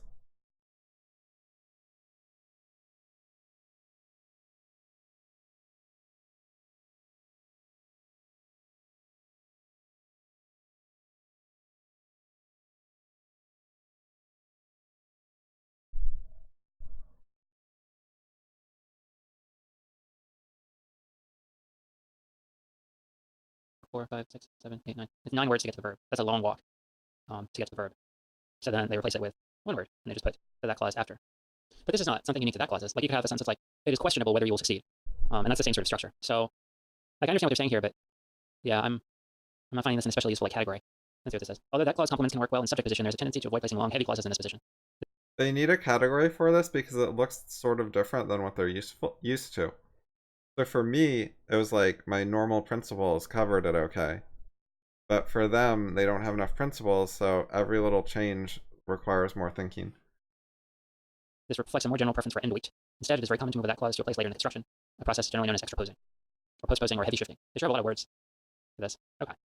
So the first article I read had some good stuff, although I disagreed with some of it. This one wasn't as useful. Like it's got a lot of different like quotes and perspectives from different sources, but the actual categorization and organization I didn't find that useful.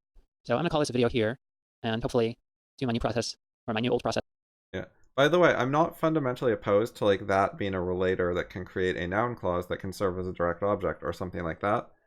It's just that I find viewing it as a pronoun or at least a reference, it causes less nesting. It leaves things more independent, and I think it is a more core or original or historical meaning of that. So I tend to prefer that when it's an available reading. But it's not always, like in the stuff that came up earlier where it's like the hope that something, the hope that will win the basketball game by a lot of points or something is intense. Like in that sentence, you cannot read that as a reference or pronoun. It doesn't work. So you have to read it as a nested thing. Like you can't have its independence. So it's fine, and I just read it the other way.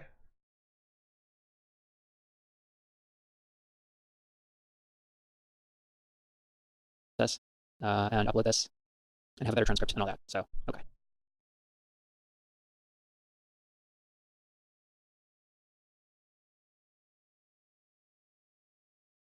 Oh, that added to a list of my liked videos. I don't even want it on the list. Whatever.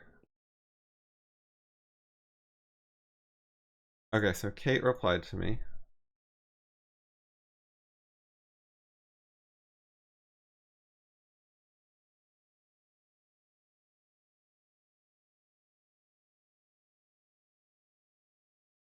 Playing by itself is not... She's just confused by groups of one word.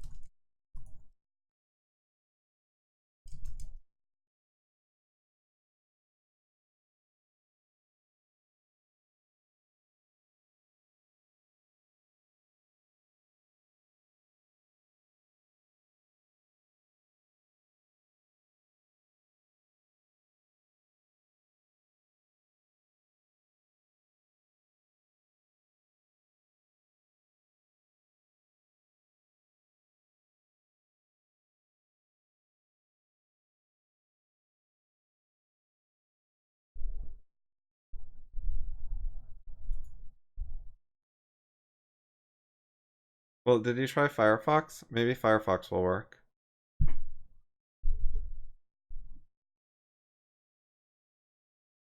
But yeah, I don't know. I'm streaming currently, but no promises about future plans. Is my mic loud enough, by the way? I like got up and sat back down again, and I think it's a little further away now.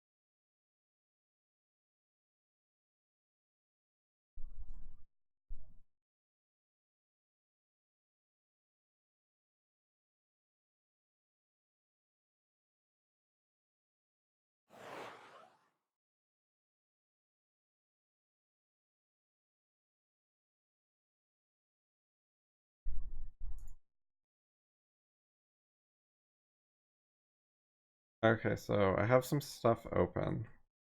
Oh yeah, there's this Justin post.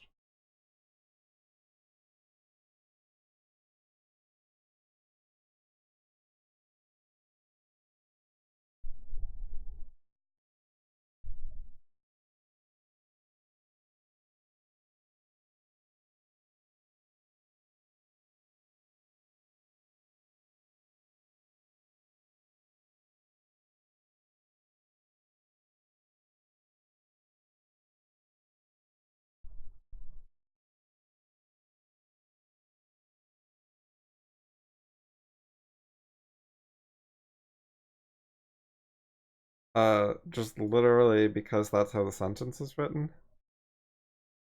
It's just two different uses of the word.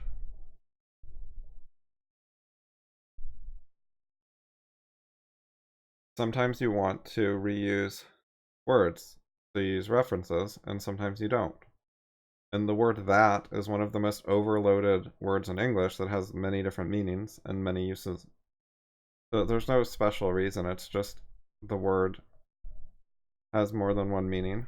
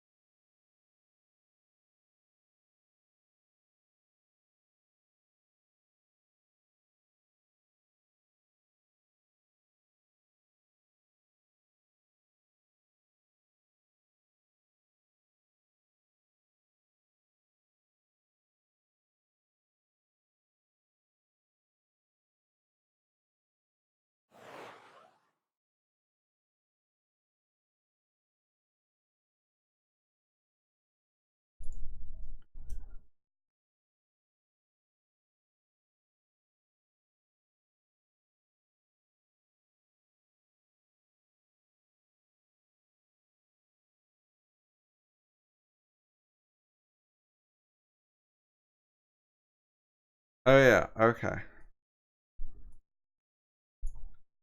was gonna look at this girls chase stuff about state control and frames.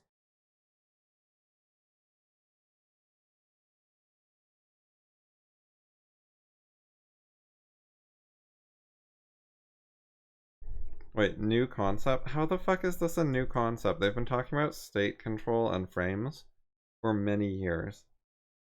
And they've certainly talked about like female versions, or it's not like they only talked about it for men.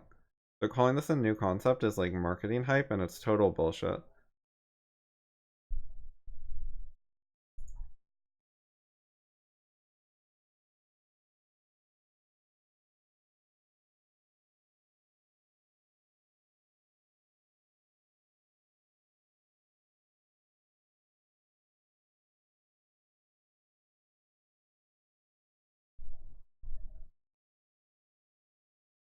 All they're saying is that women try to avoid like bad emotions and whatever and try to keep control over their emotional state in their perspective on the world and their situation.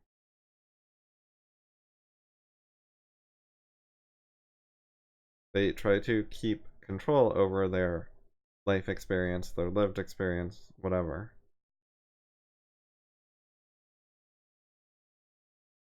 Everyone does that. This often leads to dishonesty and rationalization because people feel out of control when they let like the truth be their only guide and they don't just get to decide what they're comfortable with. The truth just doesn't wait for them to be comfortable or whatever, so people try to find ways to take some control over their experience, to like limit how quickly they consider new ideas or whatever. Like the same, these are very generic things and they're presenting it as very dating specific.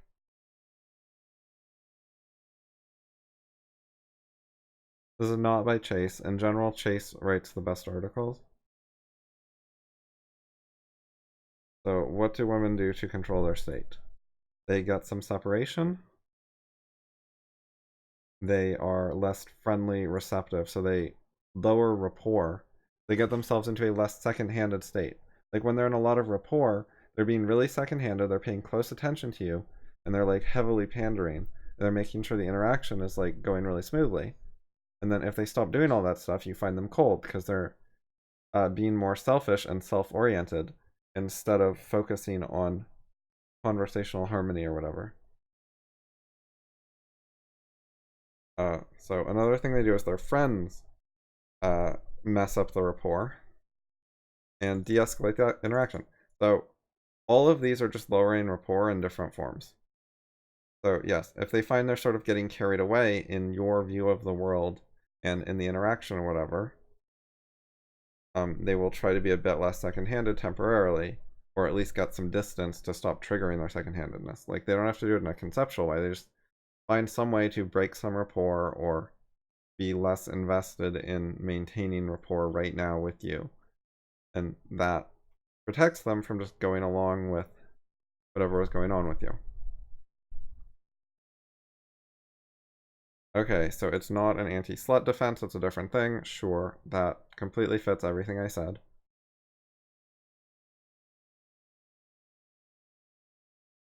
That you can avoid it by going slower so she doesn't feel out of control and need to reassert herself and get control over her situation, and you can focus on frames rather than buyer something. So like address this stuff and deal with it rather than just being like, oh, she seems pretty hot and into it, that's great, full steam ahead.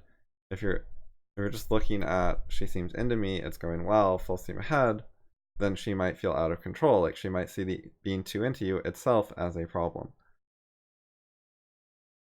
So what else can we do to bypass that?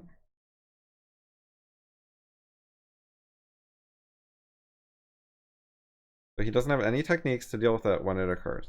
Now, it should not be hard to think of some, now that I've given a conceptual explanation of what's going on.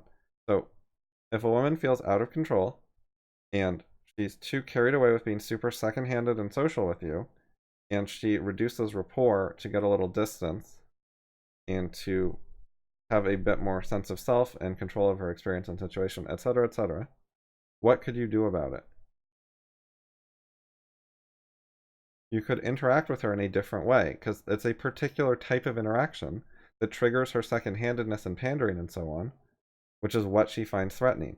And possibly triggers not just those things, but sexual memes, relationship memes, dating memes, etc., which could even get involved to anti-slut defense to some extent. Anyways, like that's not the key issue, but it could be related. It could get involved. So if you're triggering all that stuff and then she's backing off, what you need to do is, in some sense, not directly tell her this, don't be explicit, but you need to tell her something like, you see what's going on, she feels a bit out of control, you're going to be less pushy, you're going to stop triggering all those things you were triggering, you're going to be more gentle, it's going to be easier for her, etc., and then actually act accordingly. So stop doing the things that she didn't like, that was causing a problem for her, and communicate that you understand what was going on and how to stop, so she doesn't need to be afraid of you. That is a technique for dealing with this stuff. Like the general concept of what to do is not that complicated. But this guy's going to focus on preventative measures. But see, the preventative measures, to a significant extent, are the same things that you would need to do after the problem already occurs. Because it's like, how do you back off, be gentle, and stop causing her this problem? If you can start doing that when the problem comes up, or if you can do it before the problem comes up to prevent it from coming up, you could also just start doing it after you see the problem. You could start doing it late. Like it doesn't have to be done early. But it doesn't make sense. There's like a lack of principled thinking here. Anyway, so their theme is comfort. So if she's more comfortable, so that makes sense because people are more social with strangers. Like they don't know what's going on and what they can get away with, so they're like fully on guard and trying extra hard for rapport and harmony and so on. And then they let their guard down with their friends and family and stuff and they put less effort into social stuff in those more relaxed situations. So if you can create comfort, then she won't be as pressured into social stuff. She won't be as out of control. She'll be more relaxed. So how do you do that? Make her feel comfortable around you. Make her comfortable with hooking up with you. They're so focused on hooking up that they like define that as part of comfort. They just special case it. There's comfort and there's comfort with hooking up. Those are the two types of comfort. All comfort and then sex comfort. Is it going to be, yeah, it's actually like two different article sections, except the second one, the sex comfort one, only got 2 paragraphs because they already addressed comfort in general, so that they didn't have much more to say for sex comfort. Okay, so they say this is straightforward, don't scare away and avoid creepy behavior. Social intelligence and build rapport. See, they don't get it, I think. Like, these things are okay, but these will not solve the problem that she's being carried away with, like, pandering to you. Like, avoiding creepy behavior, that's actually counterproductive for this very specific purpose. Creepy behavior means that she is no longer thinking, I need to please this person, pander to them, and be second-handed. It actually lets her off the hook. She can say, oh, he's a creep, and then stop trying to please him. So while there are certainly downsides to creeping behavior, for the narrow purpose of reducing this specific problem, it would actually be good.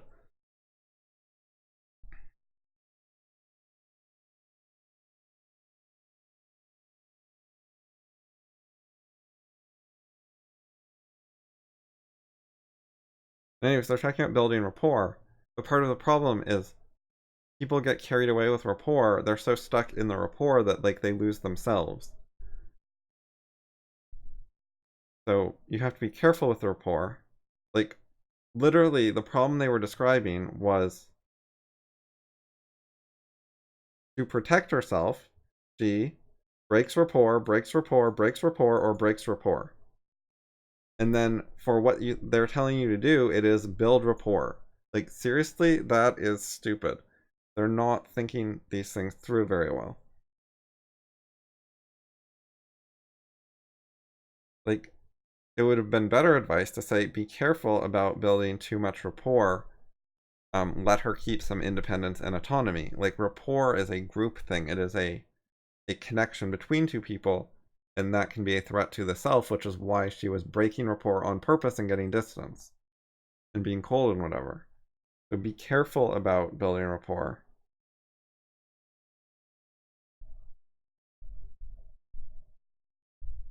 There's also other reasons not to just build unlimited rapport. Like, PUA people have talked about being mysterious, not being too easy, stuff like that. So you want to maintain your own independence to keep your value. So she doesn't know everything about you, she's curious, she's excited, and she sees you as, they've talked about this, that you want to be the kind of person that with or without her, you're going to do your own thing. You have a life, your life is great, she can join it some if she wants to. She can't have all of it, you know. She can have limited interactions with you. She can hang out with you sometimes, she can come to some of your parties, she can go on dates with you, etc. But you're not just giving her your whole life, you're limiting the interaction. So you want a fair amount of rapport, you want people to be comfortable, you want to get along, etc. But you need to limit it and like, you know, say this part of me is off limits, etc. Don't just pander to the max.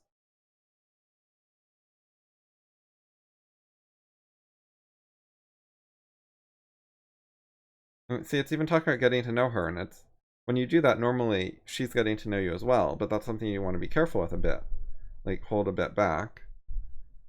Anyways, if you keep some independence, it also helps with her keeping some independence. Like, you limit the connection. It's like you're not married yet. Let's not jump in everything together.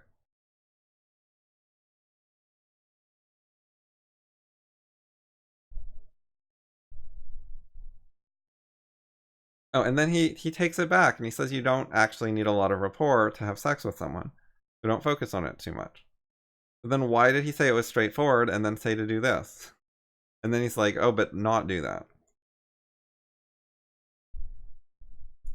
See, he's saying minimal rapport actually works well, which is what I just said in contradiction to him. In day game, more rapport is needed. That's true. Day game situations are like inherently creepier or whatever. Like she hasn't gone to a place to be hit on, so you need to do a bit more being nice and stuff, and be like less scary. Whereas you can be more aggressive in night game because she's put herself in that situation on purpose.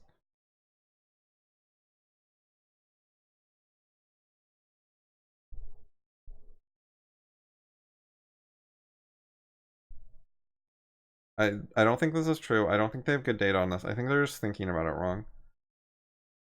Like in day game, I mean, it depends. So in day game, often people just don't get as far with women. It's like, okay, if you didn't really get anywhere with her, you just talked to her in the supermarket for a couple minutes and didn't really escalate much, then she's not going to have a state control problem. Like, she's not that involved. Whereas in the club setting, you have more opportunity to get more involved with her. So that could be the issue. But if you try to compare like with like, I don't think this makes sense.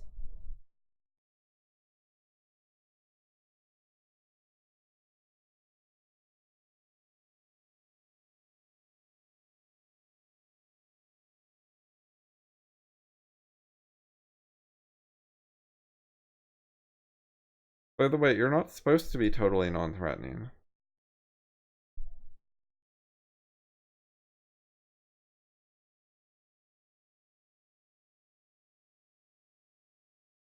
Being non-threatening and triggering her defense mechanisms are different things.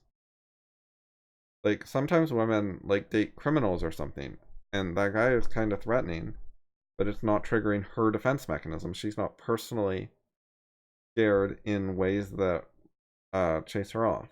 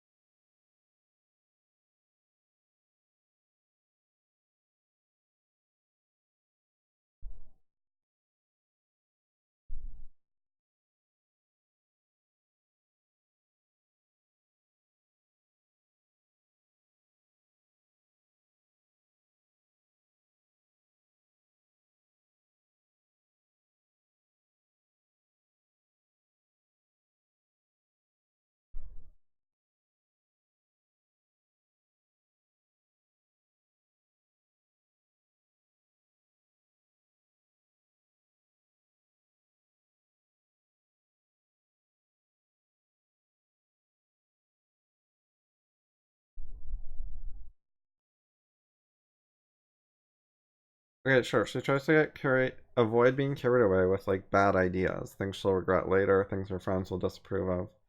Sure, makes sense.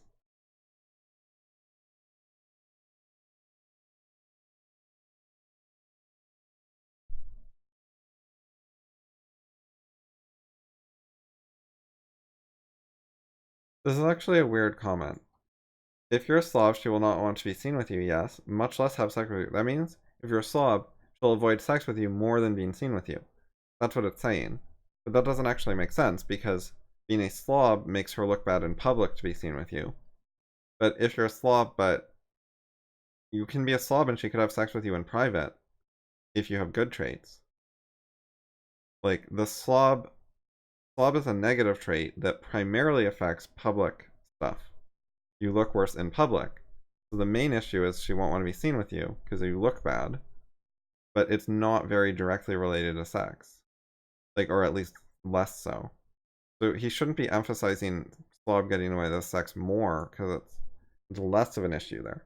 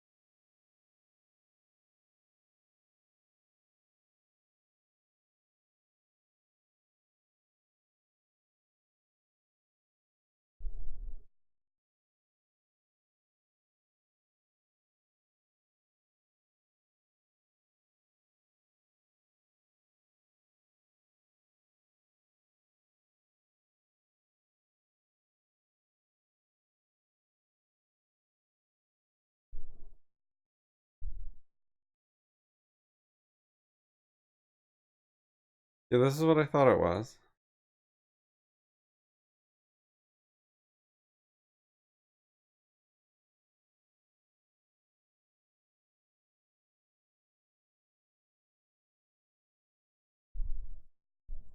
It doesn't have to be any of those. It can also be that she wants to have some sense of self and some independence and autonomy and stuff like that. They don't seem to be thinking about that aspect.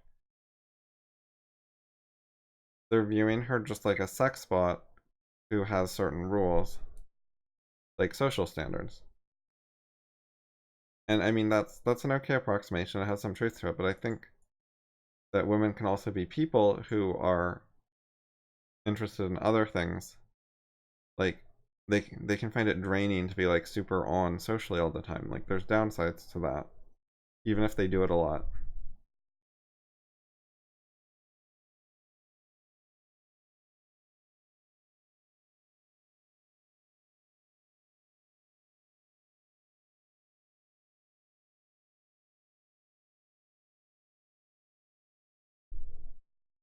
Most people are really superficial though, so like some of the stuff I'm saying is maybe not that relevant to a lot of the women who go to bars, and they're there to pander to guys.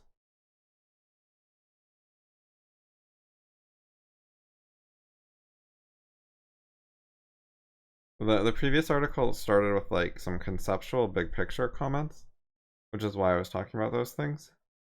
I think I was trying to understand the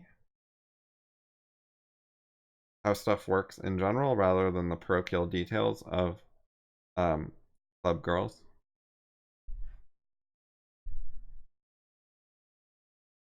Like stuff I said can apply also in over time, like when you're dating someone and they can feel like they're losing themselves in the relationship and it's like affecting their work, like gradually over time they're missing more work or doing less like extra credit work after hours or whatever. Like things can have effects over time that they can actually clash with people's independence in their own life and stuff.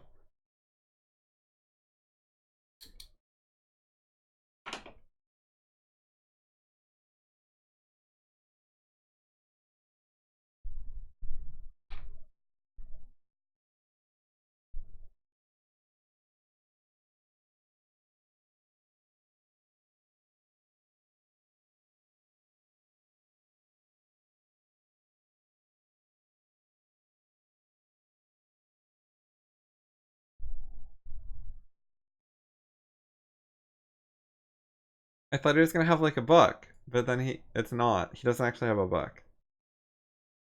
It's just a saying.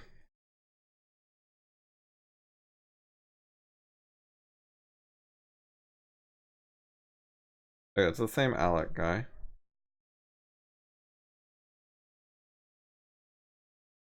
I think I'm about done looking at this stuff for now.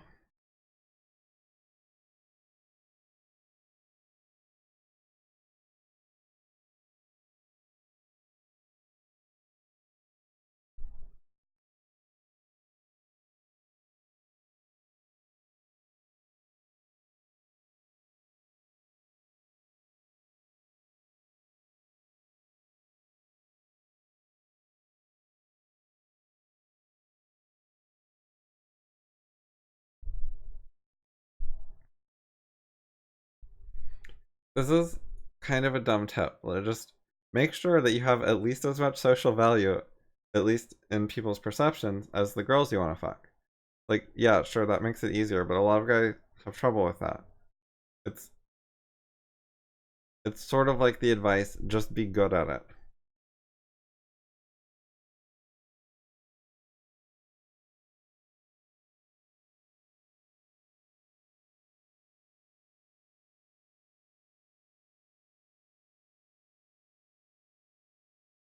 Okay, so there's this Toys R Us stuff.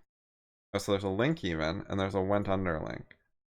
We have two bits of details. I looked at this Toys R Us thing yesterday.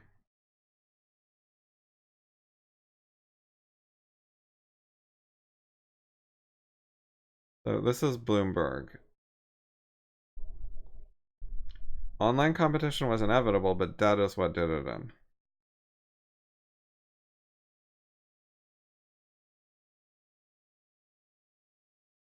Okay. Sometimes you can get past paywalls with the readability feature or reader view. Private equity firms loaded up Toys R Us with debt.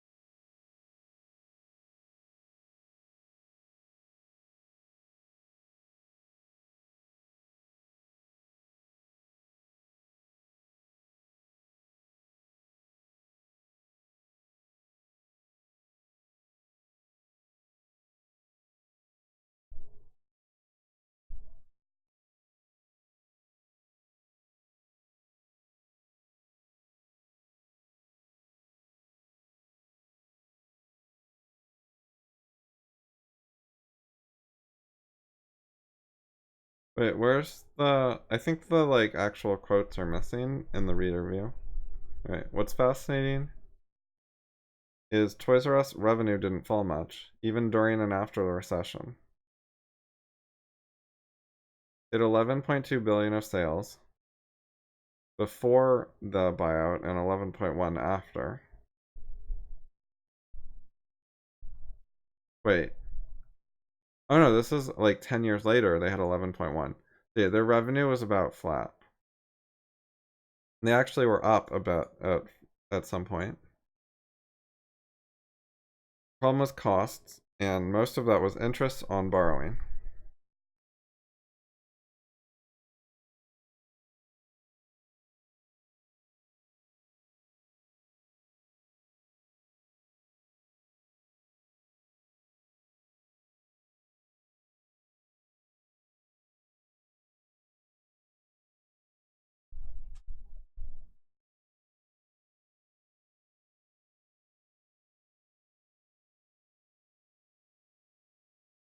So why does this shit work? Like, what exactly is happening? Was it underpriced? Did these people say Toys R Us is actually worth more money than the current price? Like, we can get money out of it? Or is it like, do they only have to buy like 51% of the company? And they're like, we can buy 51% of the company and then take all the money or something like that? Is there inadequate protection for the other shareholders? Or I don't know what's going on or like why this works. So it seems like looting a company in general would provide less value than running the company well. And therefore, the price of the company, to buy it, you need to pay more than the value the current owners could get from running it well. So if you then run it into the ground, you would lose money. So there's something going on here, like it's mispriced or something, which is not being explained. Like they're not saying what makes this possible or how it happens or whatever. Wait, those were both the same link? Went under. Ominous reminder at that. Oh yeah, so he linked the same article in two different places that look like they would be different links. Like it makes it look like he has two different references when he only has one. But I think that's dishonest actually. Like I sometimes repeat links, but I'll do it like it's you expect it to be the same thing. I'm just trying to like emphasize it. But this, like, actually I thought there were gonna be two different links, and there aren't. So he tricked me, which I do not think was a random accident.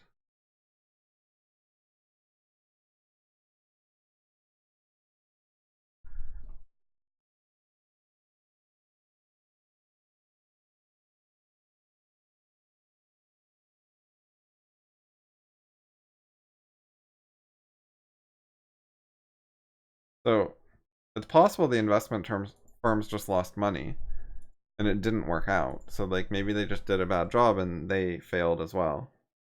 It was sort of implying that they like rated the company and they were coming out ahead of the cost to the company. But maybe they also lost money in this case. And the thing that will prevent this from happening in the future is that they don't want to lose $1 billion.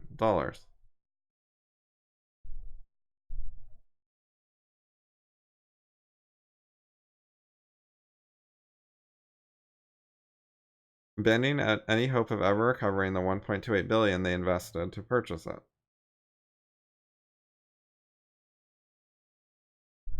Okay, so maybe it was just bad for them. However, this seems like a low amount of money to purchase it because it was like a $7 billion deal or something.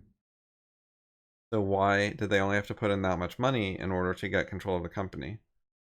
That's only like a fraction of the value of the company, and then they got to run it into the ground. It was 6.6 billion leverage buyout, but more than 5.3 billion of the purchase was paid using debt. So it sounds like they paid 1.3 billion to get the company, and then they also took out debt in the company's name to buy the rest of the company. So it's like they bought a chunk of it, and then they had the company buy out its other investors and get rid of them by taking in on debt. So it was a way that the other owners got paid. However, then these people had a company worth 6.6 billion, which they'd paid 1.3 billion for, but now the company had 5.3 billion of debt. So they were going to have to make profit to pay off the debt over time, but they failed to do that. So they lost their money, but the other owners got paid 6.6 billion. They got bought out.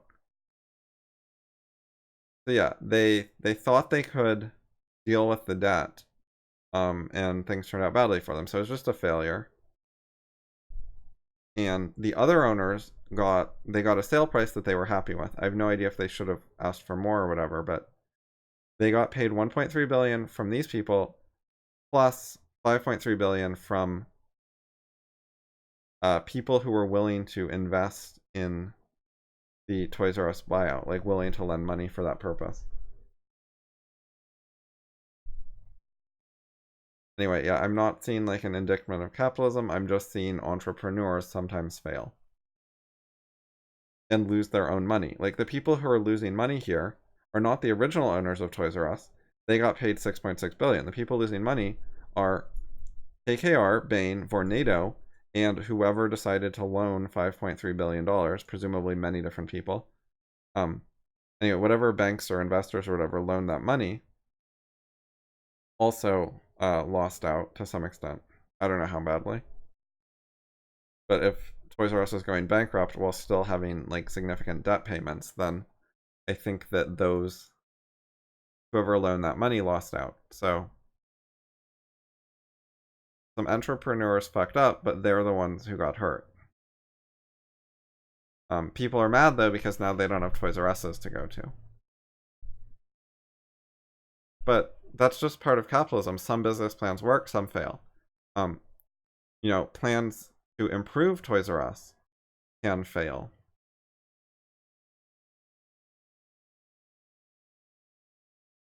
It's like there have to be risky plans to allow for big improvements. Sometimes risky plans are going to make things significantly better and sometimes significantly worse. And we don't want to shut down like change itself, even though sometimes change works out poorly. And there was plenty of disincentive to do bad changes. They lost large amounts of money.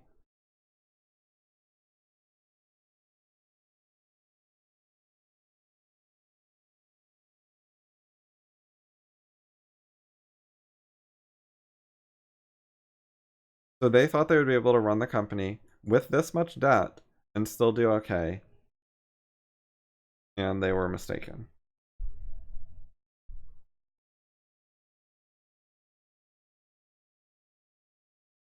Okay, so I think I have a better understanding of it. That is a bad idea.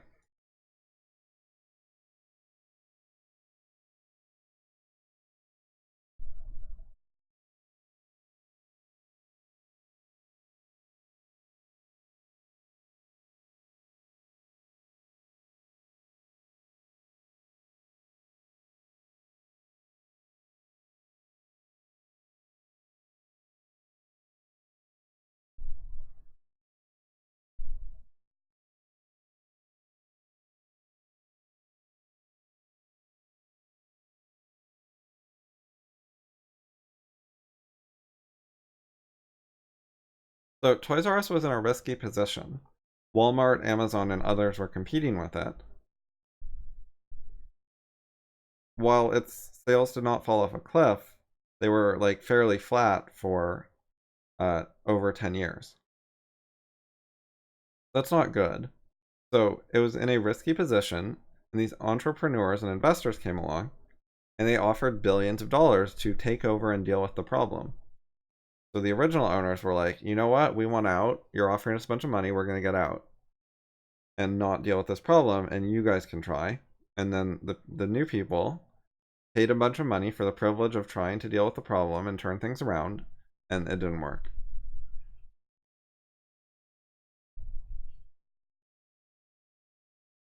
And essentially, the group of new people who took it over was the three firms who invested $1.3 billion and also the lenders who invested $5.3 billion. And you can view those lenders as the business partners of the three firms. So in total, the new ownership, the three firms plus the lenders, put in $6.6 billion. And then they paid themselves interest. Like, it was structured so that most of the business partners would be getting paid interest all the time.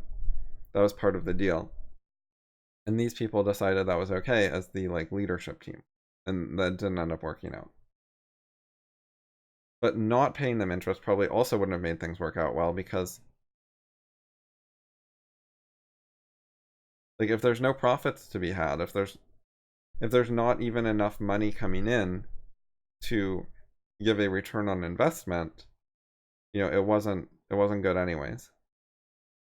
If you try to give a return on investment and you fail, you can't solve that problem by just never giving a return on investment.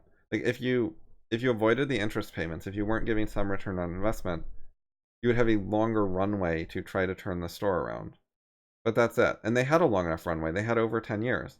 So the interest payments were not the problem. They kept running the store for over 10 years and they didn't get enough money coming in to cover running the business plus operating plus return on investment. So their choices were basically to give up return on investment, which is essentially losing money, or for the thing to go out of business because it wasn't working.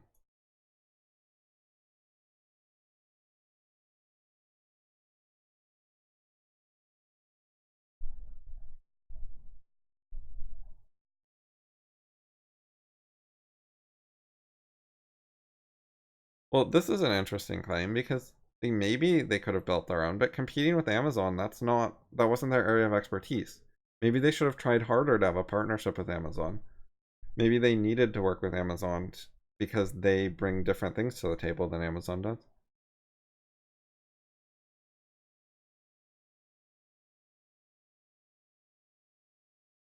Okay, so that is my analysis of that stuff. And here's the link. Oh, it's a fucking token link. So, oh, and also it doesn't fit.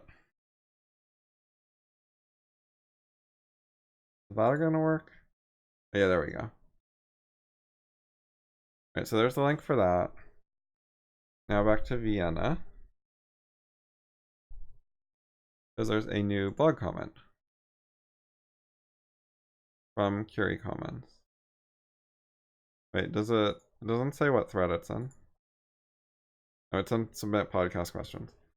Perspective on recent stock market downturn that people are attributing to China's devaluation of their currency in response to Trump's tariff threats. Hmm.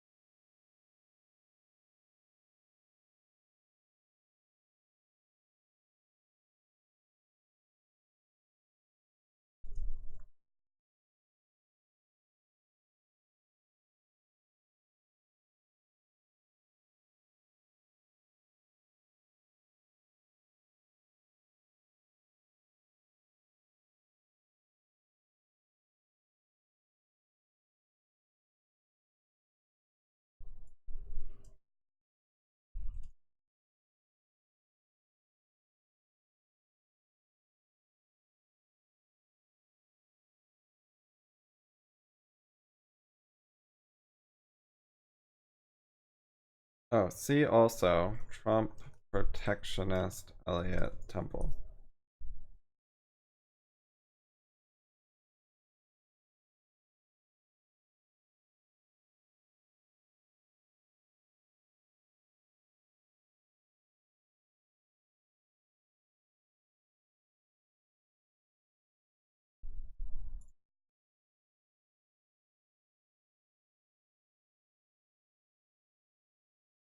Okay.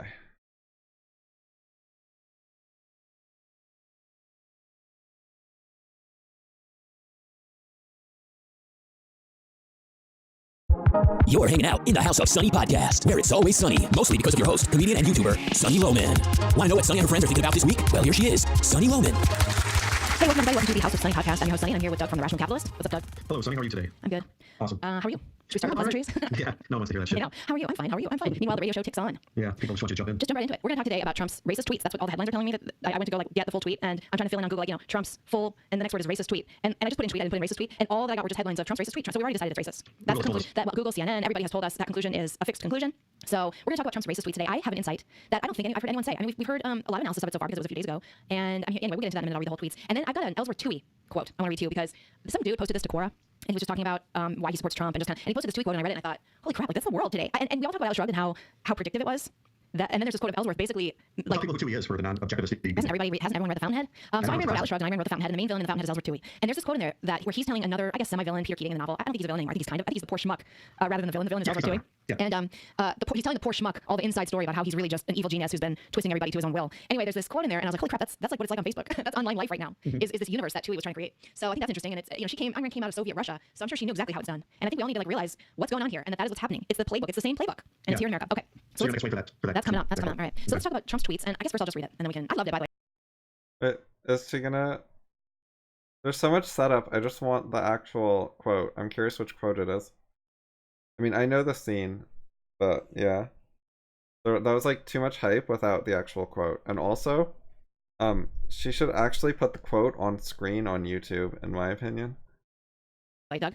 Yes. Yeah. Okay. So we can talk about that, and all right, here it is. This was July 14th on Trump's Twitter feed. So interesting to see progressive Democrat congresswomen who originally came from countries whose governments are a complete and total catastrophe, the worst, most corrupt and inept anywhere in the world, if they even have a functioning government at all, now loudly and viciously telling the people of the United States, the greatest and most powerful nation on earth, how our government is to be run. Why don't they go back and help fix the totally broken and crime-infested places from which they came, then come back and show us how it is done? These places need your help badly. You can't leave fast enough. I'm sure Nancy Pelosi would be very happy to quickly work out free travel arrangements.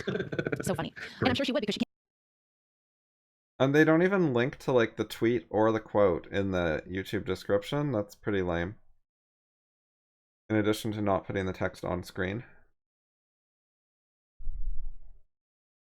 It's fast because I would be bored if I listened slow. Like, I can understand it.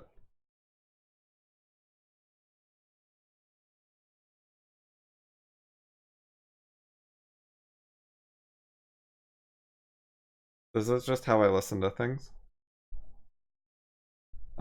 Anyways. They're still not getting to the Fountainhead quote. Are they even gonna read it? I don't know. Can't stand them because they're the high sparrow and she's the establishment down. Oh yeah, and the Trump tweet starts by saying it's interesting that something like that.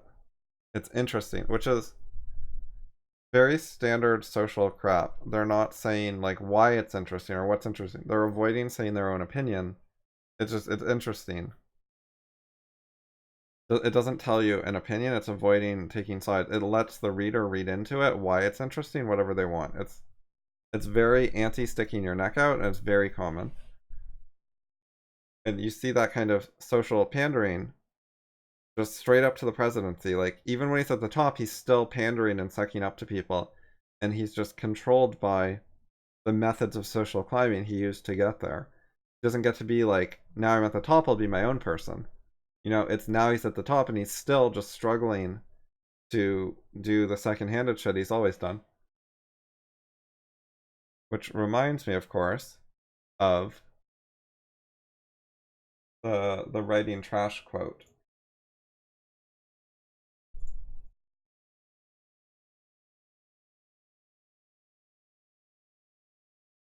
This one cannot offer a literary masterpiece when one has become rich and famous to a following one is acquired by writing trash.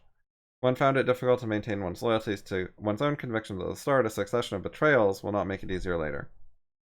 Anyways, this is what happens to people like Trump. if they ever had like principles and integrity and whatever, in terms of being a first-handed person, then all the reality TV, the social climbing, the being a politician and pandering to the voters, etc., etc., just made it harder and harder to be their own person. And so even when he gets to the top and it's like, you're in charge, like this is as good as it gets, you're the fucking president, you might think like now he gets to call the shots and do whatever he wants, but there's nothing left of him. He's just this empty shell that follows the social cultural rules, and that's all he does when he's at the top. So he's not really in charge, he's not the leader, he is just this representative of the people, of the culture. He gets to have like little bits of personal stuff when he's like biased about Jared and Ivanka, which is harmful and bad, and he's not supposed to do that, but he does. But there's not much room left in him for his own personal first-handed thoughts. And the phrasing he used was just one little piece of that, where he's doing what our culture does, and that's what he does 24/7. He's immersed in it. Okay, so apparently this is racist, y'all. Apparently, so obviously only one of those 4 women are actually from a foreign country. The other 2 of them are children of immigrants, and one is just a black American from Chicago. So the inaccuracy there, I actually think that's kind of funny, and it's typical of him to do that. It's just sort of funny to be inaccurate in a way that it doesn't really matter, because at heart they're the same. Their anti-Americanism is foreign. It's foreign. So he's basically lumping them together in the spirit of they're anti-American, and in spirit they're the same. They're soul sisters, right? Even though only 3 of them are like immigrants or whatever. They might as well be from another country. Might as well. They're still anti-American. They should all go to countries that better suit their philosophy. And I think about this a lot with people who are socialists. And I know that it's supposed to be offensive to say, well, then just leave. But here's the thing: there's only one country that's America. There are lots and lots of places where their philosophy is actually already implemented, and they can go there and try to make it work better, rather than change this one. I mean, why can't a group of us just have it the way we want it? Apparently, if you're not a socialist, you're not allowed to have a country. Yeah, only socialists are allowed to have a country. Right. So that's how I see it. I see it as him. And this is kind of how Trump acts. I mean, he just sort of acts on a sense, on a gut kind of level. And that's why people like him, because he taps right into their gut and what they're seeing, what they're perceiving. And is he accurate? No, he's not accurate. But he's also just tweeting. He's not writing an essay. So, I mean, people just need to get over it. And I'm not like defending him because I'm just trying to come up with ways to defend him. When you act that way on your gut, on your intuitions and stuff, that fits with being super immersed in the culture. It's harder to be first-handed that way. You're more just doing your memes without critical thinking, without questioning. If you're more intellectual and introspective, if you do more of the examined life, then you have more opportunity to consider what you agree or disagree with, what's influencing you, etc., etc. Whereas if you're just going with the flow, you're like letting the influences guide you, and that's what she was just saying Trump is doing. Which is, it's a common way to be. I'm not saying it's like especially bad, I just think it's notable that the president is like that. It's like you get to the top and you're still like that. You don't get to be like a great person with a wonderful life once you're at the top. It's not like he made it and now everything is wonderful. It's like he made it, but now he's just even more strongly doing the same kind of stuff he did to get there. So if you don't like the journey, the destination doesn't solve the problem. That's a common thing. I read this, I cheered, because this hit me in the gut of, yeah, those 4 ladies should shut up. They should go to a country where their evil shit already exists, and those are shitholes, as Donald Trump said, they are shitholes, and they should just go there. I agree. And why don't they agree? Why don't they go if this is what they want? If that's how they want to live, they should go there, right? Absolutely. Okay, so that's my gut reaction. And so I'm just saying, yeah, he appeals to people's guts, and he speaks from the gut. So it's not going to be like to the letter. And I'm not Alexandria Ocasio-Cortez saying it doesn't have to be accurate as long as it's moral. I mean, in a way, she's kind of right. So we can get into that another show. Yeah, that's their playbook, and it works. It does work because people respond. He's making more argument, and people respond to the moral argument. They don't give a shit about your technicalities. The Green New Deal is going to work because it's tapping into people's sense of wanting to be led and controlled by these overlords, even though the ideas in it are freaking crazy. Anyway, all right, so go ahead. Well, I was just going to say that the ideas espoused by this group of women, this is not just garden variety, democracy, Democrat Republican disagreements. They are fundamentally anti-American in the most profound possible way. They think our history is racist. They think our history is based on genocide and racism. They want to overthrow our government for socialism. They want to silence you. Free speech. They're nihilists. They want to destroy. Exactly. Look, I mean, go ahead. I'm going to read a quote. I'm going to read 2 quotes from one of these ladies. Here's the lady who's just the black Chicago lady.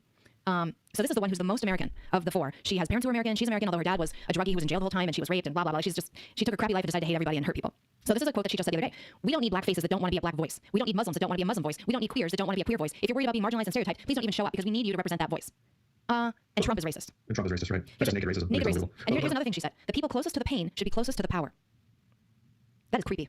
Like, that's a woman who's a nihilist right there. She wants to tear down her people. Well, she's a Marxist. I mean, my sort of punchline of Well, I didn't hear that as nihilism. I heard that as whoever the victims are should be put in charge so they can stop being the victims and they can victimize other people instead. Like, just flip the power scales.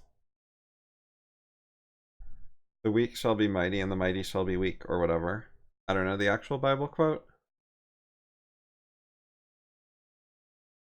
But I saw that as her lust for power, and the moment she's in power, she'll stop saying it, by the way. It's when she is close to misery and victimhood, then she thinks those people should be elevated. And when she's in power, then she won't want that anymore. She'll want to stay in power. And she'll claim that she is the voice of the oppressed, even when she's like dictator who's oppressing all the white people. She'll still say that.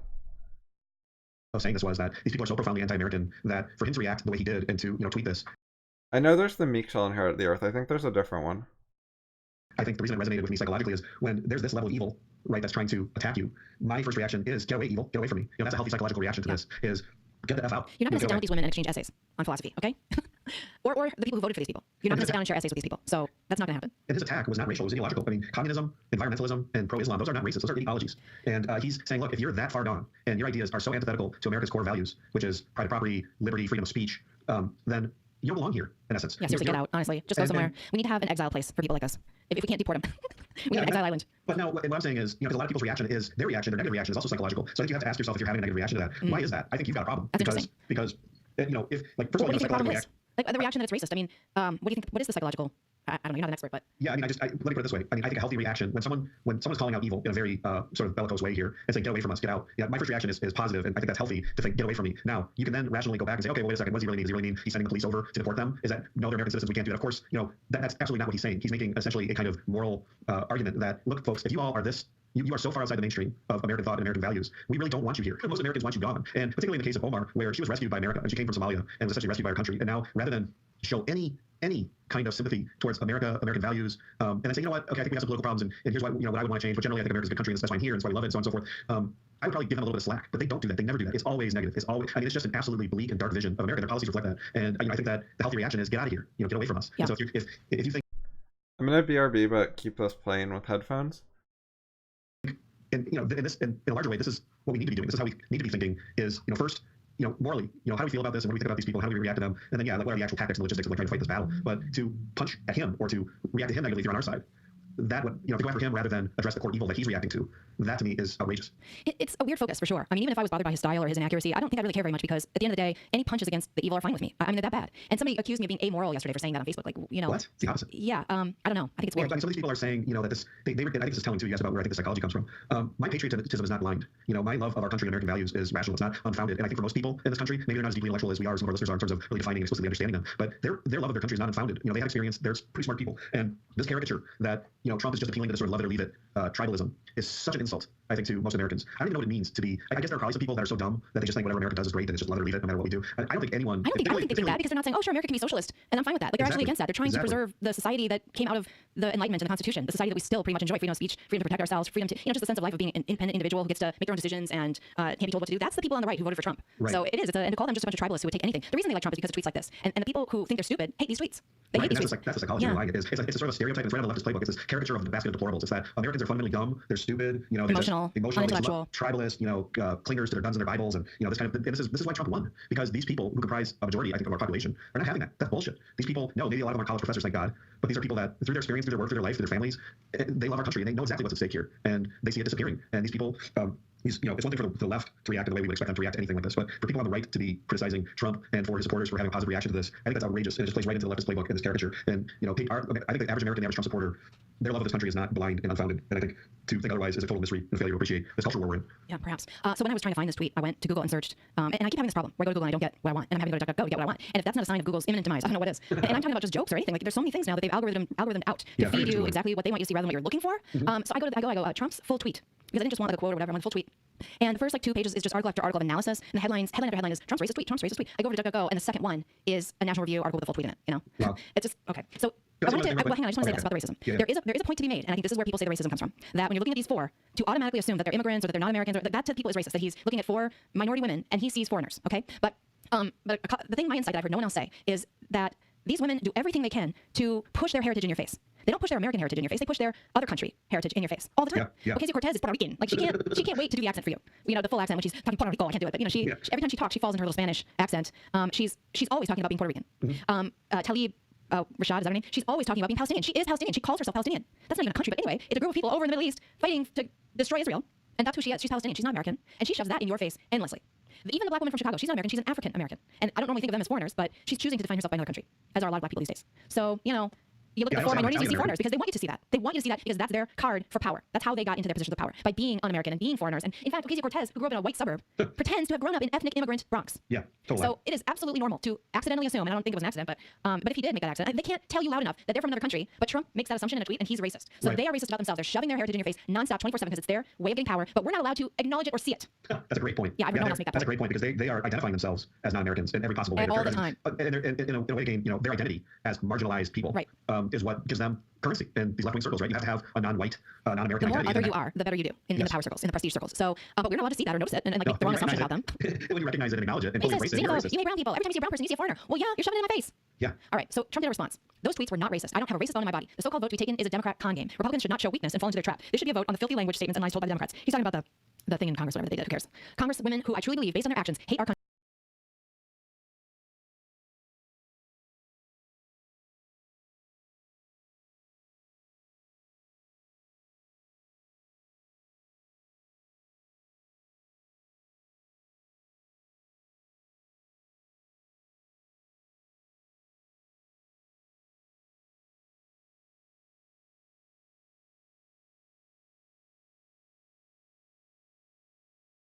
Some audio playing in the background. This is not the audio that you're hearing here.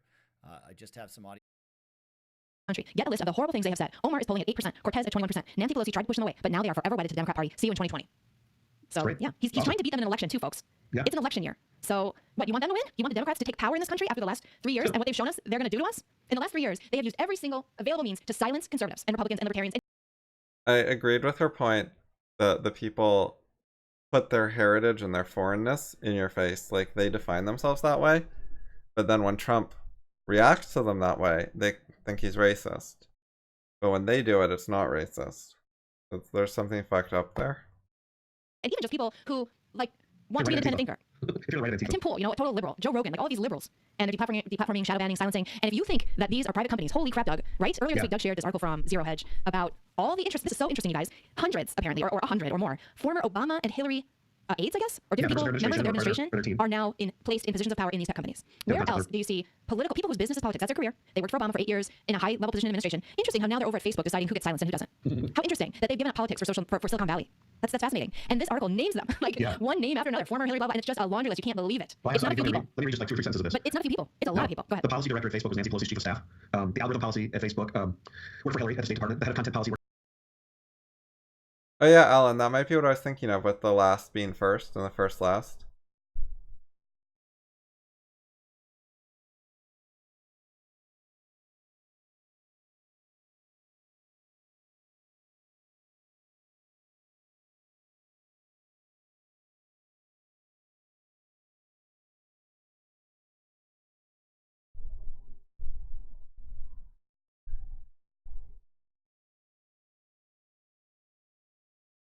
I want to find that Zero Hedge article. So Zero Hedge, like Obama aides in tech.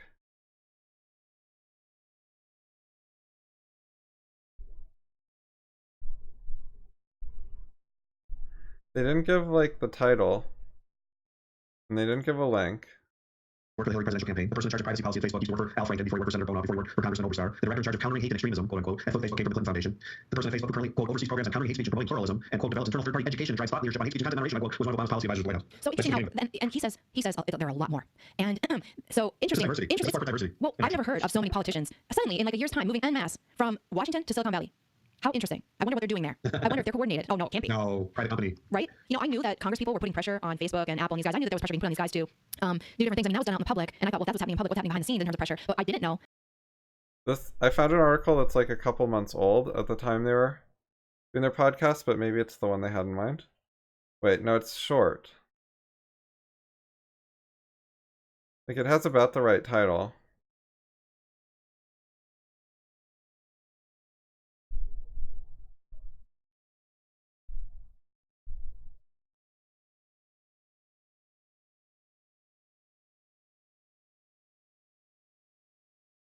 Is it going to link to a main article or something?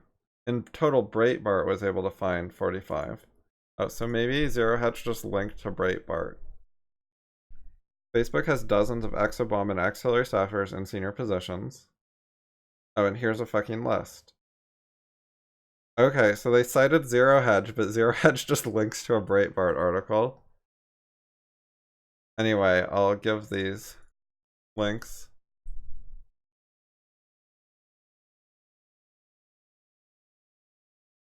I might look at this later.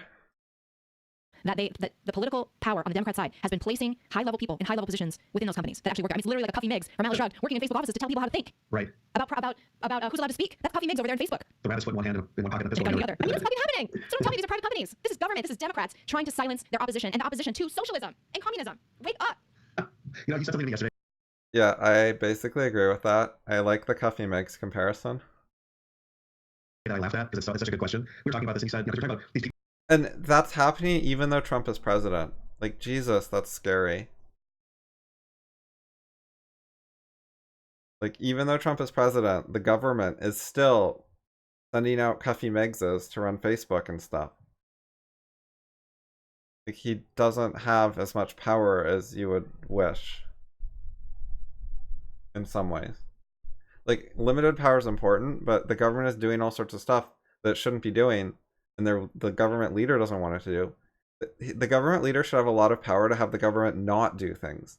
Like, if he just doesn't want the government to do something, it should stop doing it. You need to limit his power to actually do things, but the leader should have a lot of power to prevent the government from doing things.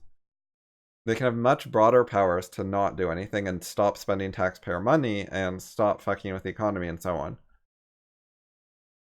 People that were, you know, kind of on the right that were mad about this tweet, and he said, "What does reacting to a bad person look like?" Right. Like, if you see Ilhan Omar, right, in her hijab and, you know, decrying America's racist, genocidal history and this evil country that she wants to, you know, change through Congress. If you're not like outraged and be like, go back to Somalia, like, why are you here? Yeah. You're evil. Get away from it. If you don't have that kind of reaction, so how would you react to that? Do we just write her a letter? Right. How does it look? If it doesn't look like this, like what Trump did, how does it look to fight Ilhan Omar? I don't ask these never Trumper types. Like, what do you? So we just send a, What's our you know, plan? we friend her on Facebook. I mean, We speak to our Facebook bubble. She's terrible. Hey, I've said she's terrible. Good for you. I'm happy for you. You're not doing jack shit. and more importantly, how do you counter this, like, in popular culture? You know, because it's not just, oh, we organize a campaign to get her out of office and primary challenger. And, you know, by the way, I was glad to see this Jamaican immigrant woman as a Republican taking on AOC in her district as an aside also. But, you know, yeah, while you're doing that, then how do you win the moral, you know, the culture war by being mealy-mouthed, wording like, okay, well, maybe she has a point. You know, we did have a race. No, I think you're reacting the way Trump's reacting. That's why people are resonating with it. We're sick of it.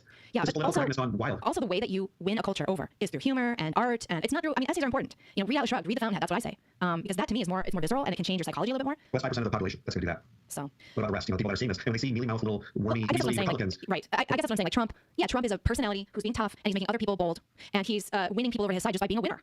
And that's how you win a culture war. It's not like, you know, I don't know, the same people who don't like Trump and who hate his style and they're kind of snobs and they look down on the rest of us who like him. I mean, they call us, you know, like Trump bots or whatever, as if we're not thinking. We're just like Trump because somehow he's like mesmerized us. Yeah, I'm yeah, hypnotized right. by this orange Cheeto man. Hat. Somehow, yeah, I'm hypnotized. What's that from? Is that from a Living Color sketch? Well, Letterman's always said that. Hypnotized. It has. So You gotta crush. I mean, when you destroy your enemy, you have to morally crush them. You know, you're supposed to defeat them. You have to like make them a laughing stock. And, Right. and you know, this is part of that process. yeah, Is that tweet was making goddamn the fools best thing out I've of ever fucking read. That's what I mean. And also, what he's doing is by drawing attention to them, he's identifying the worst aspects of the left of the Democrats. And he's, you know, he's not just going after Pelosi and Schumer and these middle of the roaders. He's saying this is what the Democratic Party is. and he's It's these making them people. have to talk about their anti-Americanism. I think that's, I mean, When you go after their strength and their moral center, and you defeat that, and you defeat the whole thing. I'm tired of fighting the middle of the roaders. Let's go after. That's a good point. It's good to focus the spotlight on like the worst, most extreme Democrats. It's a better debate stage for us.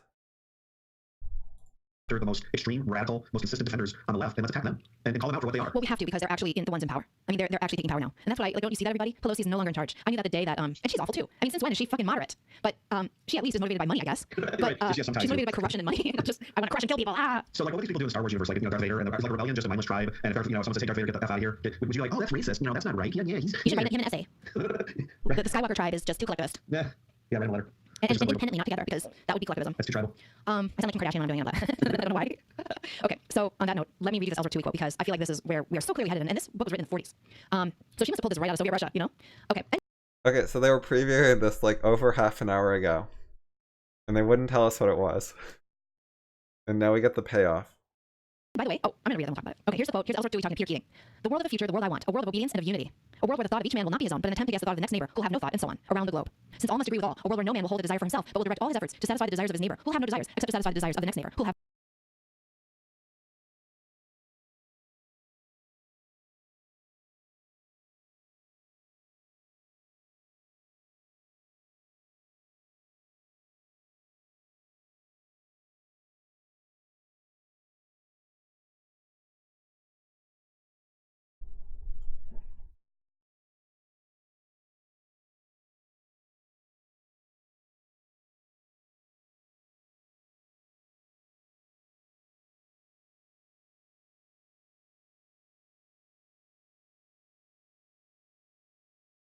If someone has the tweet, like an actual link to it, or just the full text, I want to comment on it in relation to what she was just saying.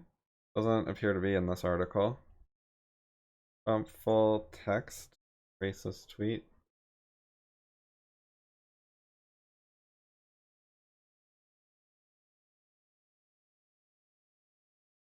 I don't even know what to search for. This should be easy to find. I don't even know what the hell that is.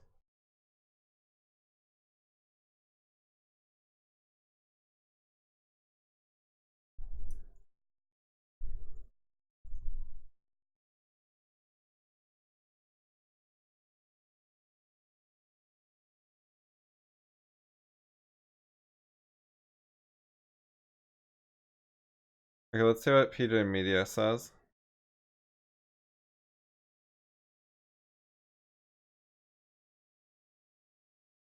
Oh, here we go. This is the actual tweet. Timestamp. That's the link.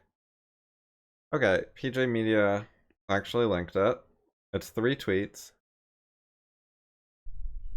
Anyways, so she was talking about everyone trying to guess the thought of their neighbor and no one having thoughts of their own. That's exactly what the so interesting thing that I was talking about earlier is. Trump does not say how it's interesting. He's not imposing thoughts on other people. He's trying to pander to people and say something acceptable to others. It's a mixed thing because he's partly expressing an opinion in other parts. He's partly hiding his opinions and trying to not exist and just be an empty vessel for other people's opinions to flow into. Like, he will not express himself to say what's interesting about it in any sort of direct way. He's very limited in his self-expression. Like, people are so offended by this, and they see this as such a, like, aggro macho tweet or whatever, or 3 tweets, tweet storm. But he starts off as a, like, beta, cuck, pussy, whatever, social panderer who's really second-handed. Like, that is his opener. This is not macho language. This is the language that Tui is talking about, the language of obedience and trying to guess your next neighbor's thoughts. It's what social climbers do. Most of them. Is they try to suck up to everyone.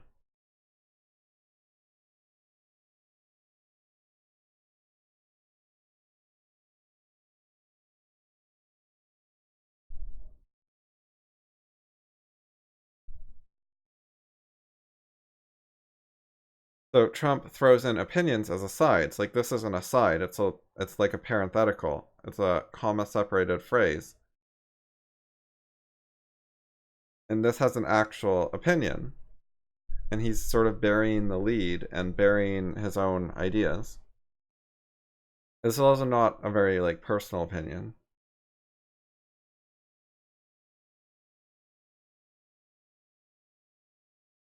And similar, like this why don't they language.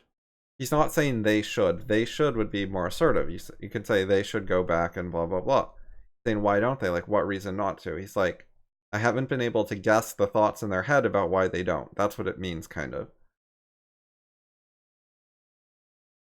And then, like, these places need your help badly. This is very indirect. Like, he doesn't actually care about helping those places. He doesn't think that these people would actually help the countries that he wants them to leave for.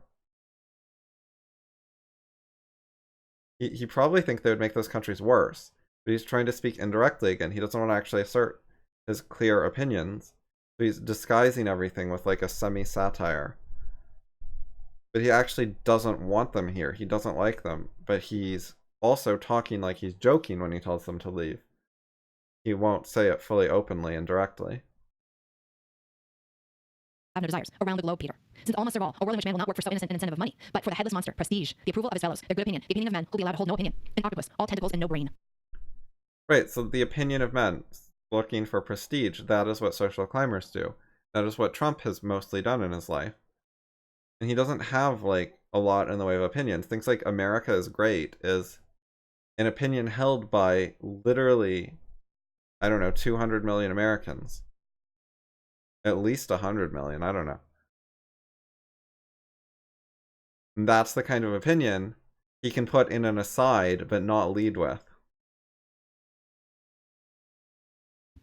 How is that not like our fucking social media society right now? An octopus, all tentacles and no brain. Yeah, man. Everyone just trying to virtue signal and prove to everyone else that they're on the good side. I love the idea that what you said, so innocent is money. Right. Like that's like That's But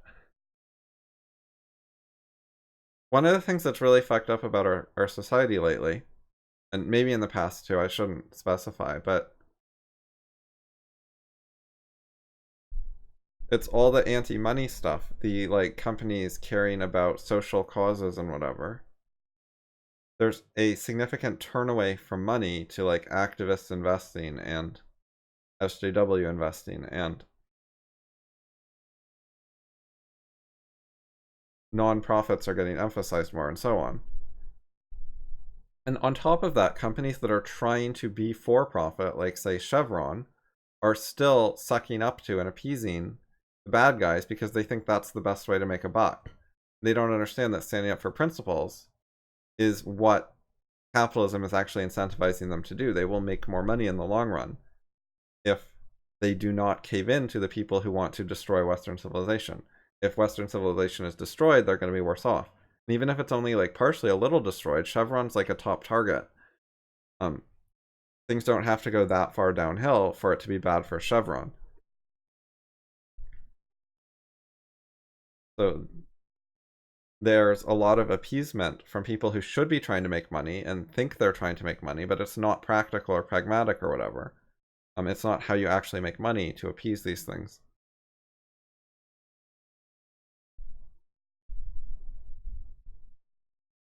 That's trivial in That's what comparison to Pelosi people that are is. having like this moral and spiritual takeover of our country.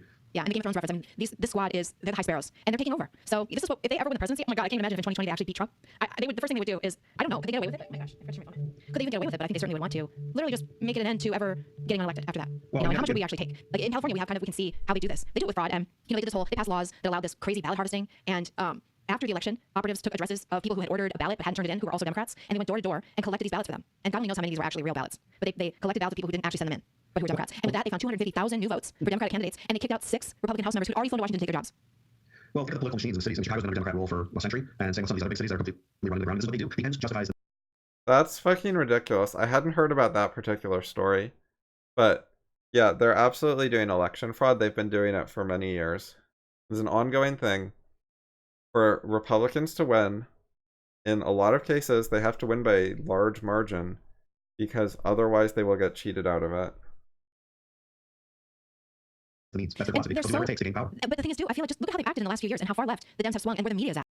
So between like the heavy cheating for the Democrats, as well as the bringing in immigrant voters for the last 50 years to vote primarily for the left, between those two things, it's such a stacked playing field for the elections. If you look at who politicians had to get votes from in 1960, and you assume like a fair election, and then you compare that to today, a politician has to do so much better with like the old or historic or traditional Americans in order to win an election than they did before.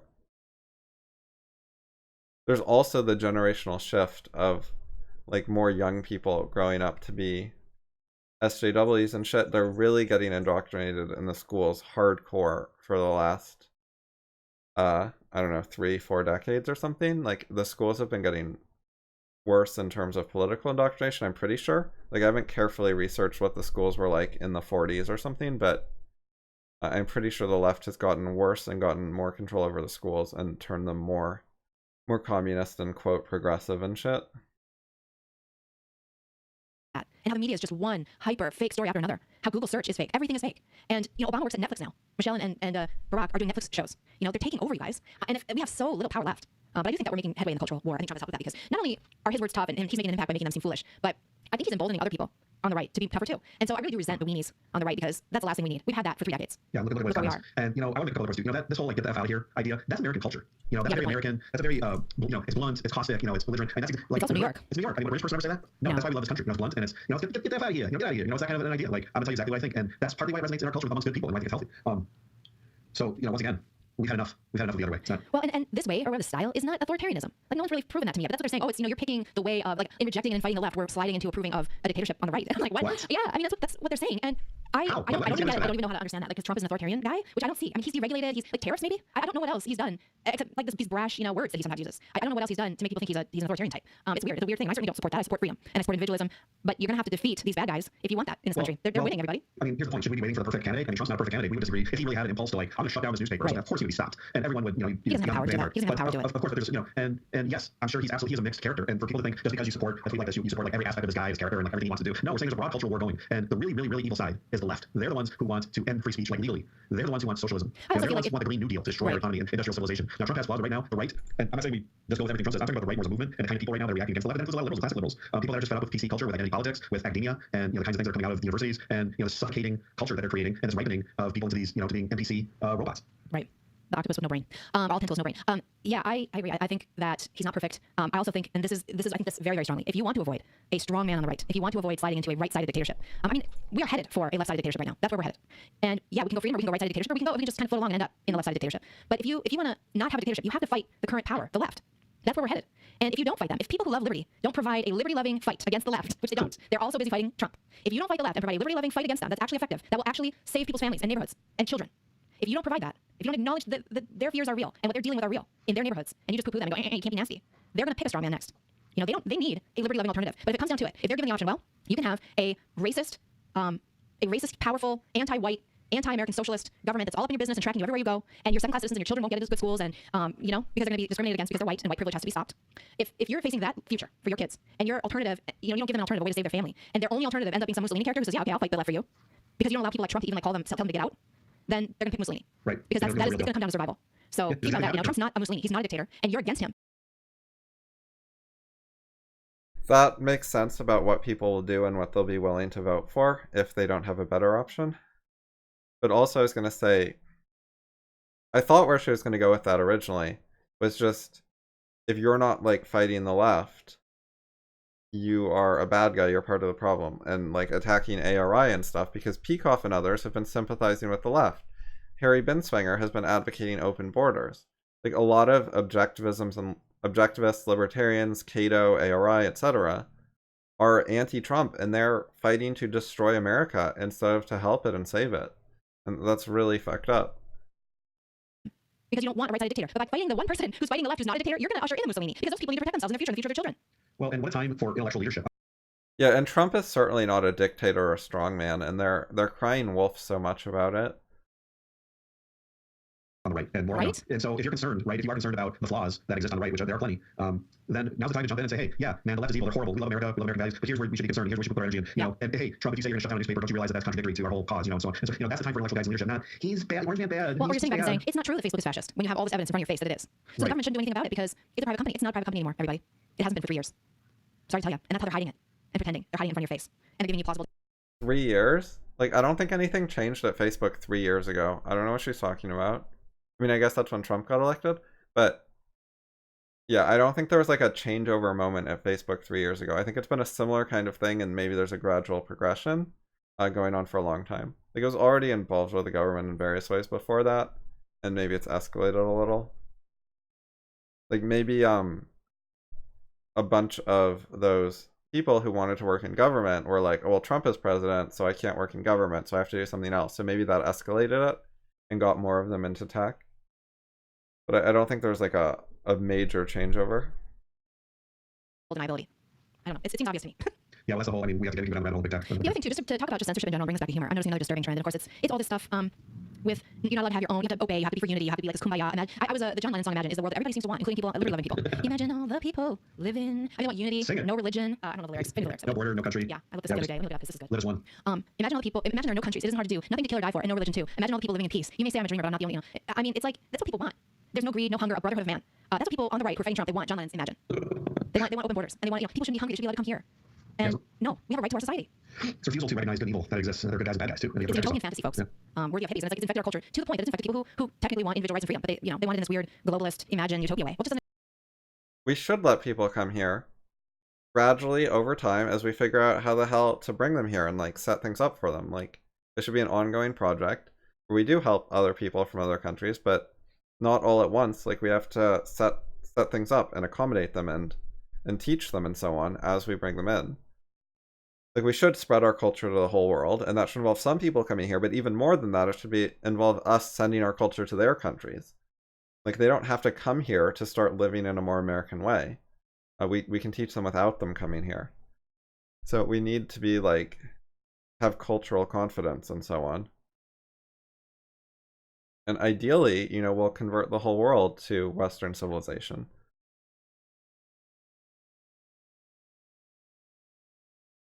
But that plan has nothing to do with, let's open the borders, ignore the fact we have a welfare state, and let in a bunch of third worlders. And these same people, they're not even really making any serious effort to open the borders to British people, to Japanese people, to South Koreans. They're just focused on opening the borders to Mexicans and Syrians. And like, what the fuck? Those are the hardest people to help or get along with or whatever. We should start with people who are easier to help and get along with, people who have more in common with.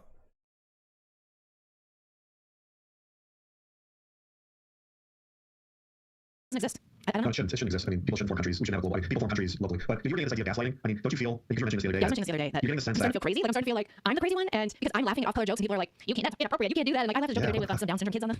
I mean, I actually really like Down syndrome kids. Like I truly do. I think that people who have them in their family really love them. They're like these happy, shining people within these families. And there's that video. Have you ever seen that viral video of that adult Down syndrome man who has been away for a week from his dad, and he comes off the escalator and he runs to his dad. He's like 80, you know, and he runs to his dad like a little kid, and they hug and kiss in the most sweet and sincere way that you don't see adults do. And it was so wonderful. And I thought, man, I want a Down syndrome kid. I want to have my child's gonna grow up and leave me and not fucking care about me anymore. I'll take a Down syndrome kid. Yeah, we can laugh about that, right? Is that what you were so joke you're referring to? Was like Down syndrome people with like Trump and Pence, and it was like, who's Republicans, Democrats, can't go up. I mean, that's funny. But of course, as good people, we recognize why that's wrong. You know, Yes, we it's can still wrong. laugh at So, it because it's funny. it's wrong, and that's why I laughed, because it's so wrong and inappropriate off-color humor. It's funny, and somebody posted this. Nobody knows what you're talking about. It was a meme. It was a picture in the Oval Office, Trump and Pence with some Down syndrome kids, and it just said Democrats and Republicans can get along or something. And I mean, okay, I laughed, and I was scolded for it, and I'm like, fuck, am I going crazy? I feel like the world has moved away from me, and I'm still back here going, wait a sec, off-color humor is okay. Yeah, remember? And you know, you're not allowed to joke about that stuff anymore. You're not allowed to have a racist joke. The other day I was googling ethnic joke, and I'm not allowed to say a joke about Polak and Italian and Irish and walking to a bar. That's not acceptable anymore. And we're being gaslighted into thinking that somehow everybody agrees that that's not appropriate. And I think a lot of people go along with it because that's where the culture has gone, and they're kind of virtue signaling. They're afraid to laugh at that. I'm sorry. Okay, people. All the other cultures are racist, by the way. Like, seriously. Like, Mexicans are racist for Mexico. Indonesians are racist for Indonesia. Like, pick a country. America's by far one of the least racist countries, along with, say, Israel. And in general, like, the Western countries, the best countries, are the least racist. Like, they're saying don't be racist to Mexicans, but the Mexicans are nationalist and racist. They have like collectivism, group loyalties, block voting. And they're telling us not to view them as a group when they view themselves as a group. It's similar to the issue earlier with the Trump tweet, where he was criticizing those women for being foreigners because they present themselves as foreigners. Well, if Mexicans are going to present themselves as Mexican and they want to call themselves Mexican American or whatever, and still care about Mexico and stuff instead of being fully assimilated and only caring about America, if they're going to have divided dual loyalties, of course we should also be able to see that, identify that, talk about that. Instead of we have to pretend, oh, everyone's the same, while they don't. Down syndrome have low IQs, so the joke is Democrats have low IQs. And it's a visual joke because Down syndrome, you know Down syndrome people by looking at them. Okay, people? You don't have to explain it. Maybe some Oh people my do. God, like that, everybody. I got it. But So I think so I said to my friend, I'm like, am I crazy? Is this gaslighting to make me feel like I live in this world where I'm the weird one? Yeah, And my friend said, oh yeah, it's gaslighting. And I said, well, how do you know? How do you know that the majority hasn't just moved? And he said, because they're trying so hard to make you feel crazy. They're trying so hard to make sure you know you're wrong. That the majority of people must not, and they're working too hard at it. Yeah. If it were true, the majority were on that side and really didn't react to that off-color joke with a little chuckle, then they wouldn't try so hard. And I'm not saying there aren't people who find it inappropriate, because humor is really subjective. So not everybody's gonna laugh at that. But well, but here's the point. I remember Rand saying like the essence of American culture is disobedience to authority, and I think that's why it's going to take a generation or more for them to beat out the sense of humor and the disobedience out of the American people, and that's what's happening. Right. And we're in the process of that happening right now. You're seeing it with the comedy and our culture, and movies, and TV. Where you can't, how many times have you heard recently a comedian or someone say, "Oh, they can never get away with that today"? It's a movie from 2 years ago, Right, or right, 5 years ago. right. So I'll go to YouTube and watch Rodney Dangerfield and Carson in the 70s, or John Rickles, in the 70s, or roast or something like that, or some racist joke. And you say, oh, they can get away with that today. Why? Yeah, why? And Why can't we? we're just all accepting that. I mean, and the truth is that a joke works when people laugh at it. And so people, I think people are genuinely repressing laughter now. I think that's actually happening. So it is changing what people laugh at and what they won't laugh at, because they won't allow themselves to just sort of be loose and laugh at what's funny at a good joke. You know, that meme was funny. And people will even think that I'm inappropriate for saying I want a Down syndrome kid. Like, that's gonna be really inappropriate. And I know, because I'm close friends with a Down syndrome kid, that there are a lot of health problems that go along with that, heart problems and other things. So obviously, I don't really wish that on anybody. It's a scary disease or a chromosomal problem. It's a scary problem. So I'm saying that in jest, but you know, God, everybody just needs to lighten up. And people need to let themselves laugh. We need like a revival here of humor and off-color stuff. And we need to go to the other extreme and be racist. I want to make racist jokes just because I can't. You know? Well, yeah, and black people are also. I mean, how many awesome sort of like racist sets have you heard from great black comedians like Chris Rock or Right. Dave Chappelle? It's so funny, and everyone knows it. Right. And we're supposed to pretend that they're not cultural differences or that they're not these sort of like stereotypical features that we all laugh at each Just like other you're supposed to about. pretend that when you look at those four ladies, you don't think foreigner, even though they shove it in your face every day. It's like Right. That's gaslighting. we're gaslighted. We're supposed to pretend that we don't see and know things that we see and know. And that I think is the critical thing for everybody to do. We need to throw off that emotional repression and the intellectual repression, that we are all living under some serious intellectual crushing rules, these PC rules, and I don't even realize it. Well, that's another reason why Trump is popular, because he is uninhibited by it. He's from another generation, Yeah. and he says F you to everybody, and he's kind of like that guy, and he's the guy that everybody kind of wants to be, or you know, and that's why it's popular. That is why Because it's popular. that. And the people who are responding to Trump with, oh no, my God, you can't say that, are operating under this PC oppressive ideology. So think about that. Oh, I mean, if it's you want people to not laugh at an off-color joke, if you think that's wrong, you gotta like look within. And I'm the guy who gave me crap about that. If he's listening, he knows who he is, because only one guy did that. That's But one guy, then I guess you can't well, be. on the meme where the guy posted the meme, this Brandon guy, Mr. Cropper, I'll give him a shout out. He's actually got a YouTube channel. I found out yesterday. He's been going to town on the memes lately, and he has a YouTube channel. I believe it's under Brandon Cropper. And anyway, he's an activist. But he posted this meme with these Down syndrome kids, and a lot of people came over to tell him it was inappropriate. And I'm like, first of all, if someone posts a joke that's not appropriate, you don't like, you don't laugh at it, you kind of go, which is fine. Don't say anything, just move on. Move on. Right? Let the rest of us laugh at it and enjoy it. No. People have different senses of humor, everybody. Get over it. I feel like these are people who supposedly love freedom, but they don't really love freedom. They don't really want you to laugh at an off-color joke. That's not appropriate. They're Come on. like a church lady. They are like That's church what lady. it's I'm so sick of it. It's not immoral to laugh at an off-color joke. And the guy who gave me personal shit said it was like, you have the mentality of a 12-year-old. Okay, fine. You're like an old lady. You have the mentality of an old lady. No church lady. Yeah. Well, when we were kids, you know, we were suffocated and oppressed at that time, seemingly by the religious right. You know, the moral majority types, you know, wanted to rate records and wanted to censor movies and censor pornography. And you know, Dan Carvey's character, the church lady, was a perfect kind of caricature of that. You know, and that was like the end of that. Yeah, Satan. You know, and he was this old lady scold who, you know, saw everything as satanic. And now it's completely flipped. The church ladies now are the left. And I see my kids now, they're laughing at that. You know, their joke now when I see him with his friends is sort of like, oh, that offends me. Oh, I'm triggered by that. They use those words like As jokes now. Yeah. I think that's Newsflash millennials, the Gen Z doesn't like it. So there's two generations in our culture who are the scolds, the baby boomers and millennials. Yeah. And operating together, they're trying to get the job done, changing the culture into imagine there's no countries. Sing it. We're banned you from singing. I wonder if you can. No need for greed or hunger. Kumbaya. A brotherhood of man. With the tap sack. Okay, well that's enough of House of Sunny. I don't think the last 2 minutes are gonna have anything good. So this is 2 hours. Owen Benjamin. This was the guy I found out about when Jordan Peterson signed up with the CAA. Creative Artists Agency? Something like that. Anyway, it's a left-wing talent agency, and he talked about what it's like and that you have a handler and that they control what you say. And Jordan Peterson had no response and never really commented on the issue as far as I know. Just sort of pretended like it didn't happen, except he still works for them. Which was disturbing. Anyways, this guy was like in Hollywood and, you know, had worked for CAA, so he was able to give some inside perspective.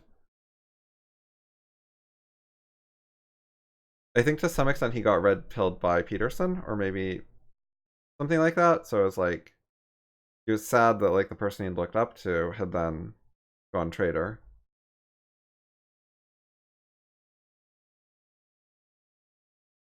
I'm not gonna watch this now though. How long is this?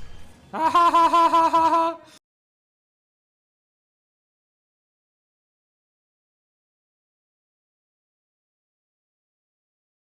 just gonna end stream later.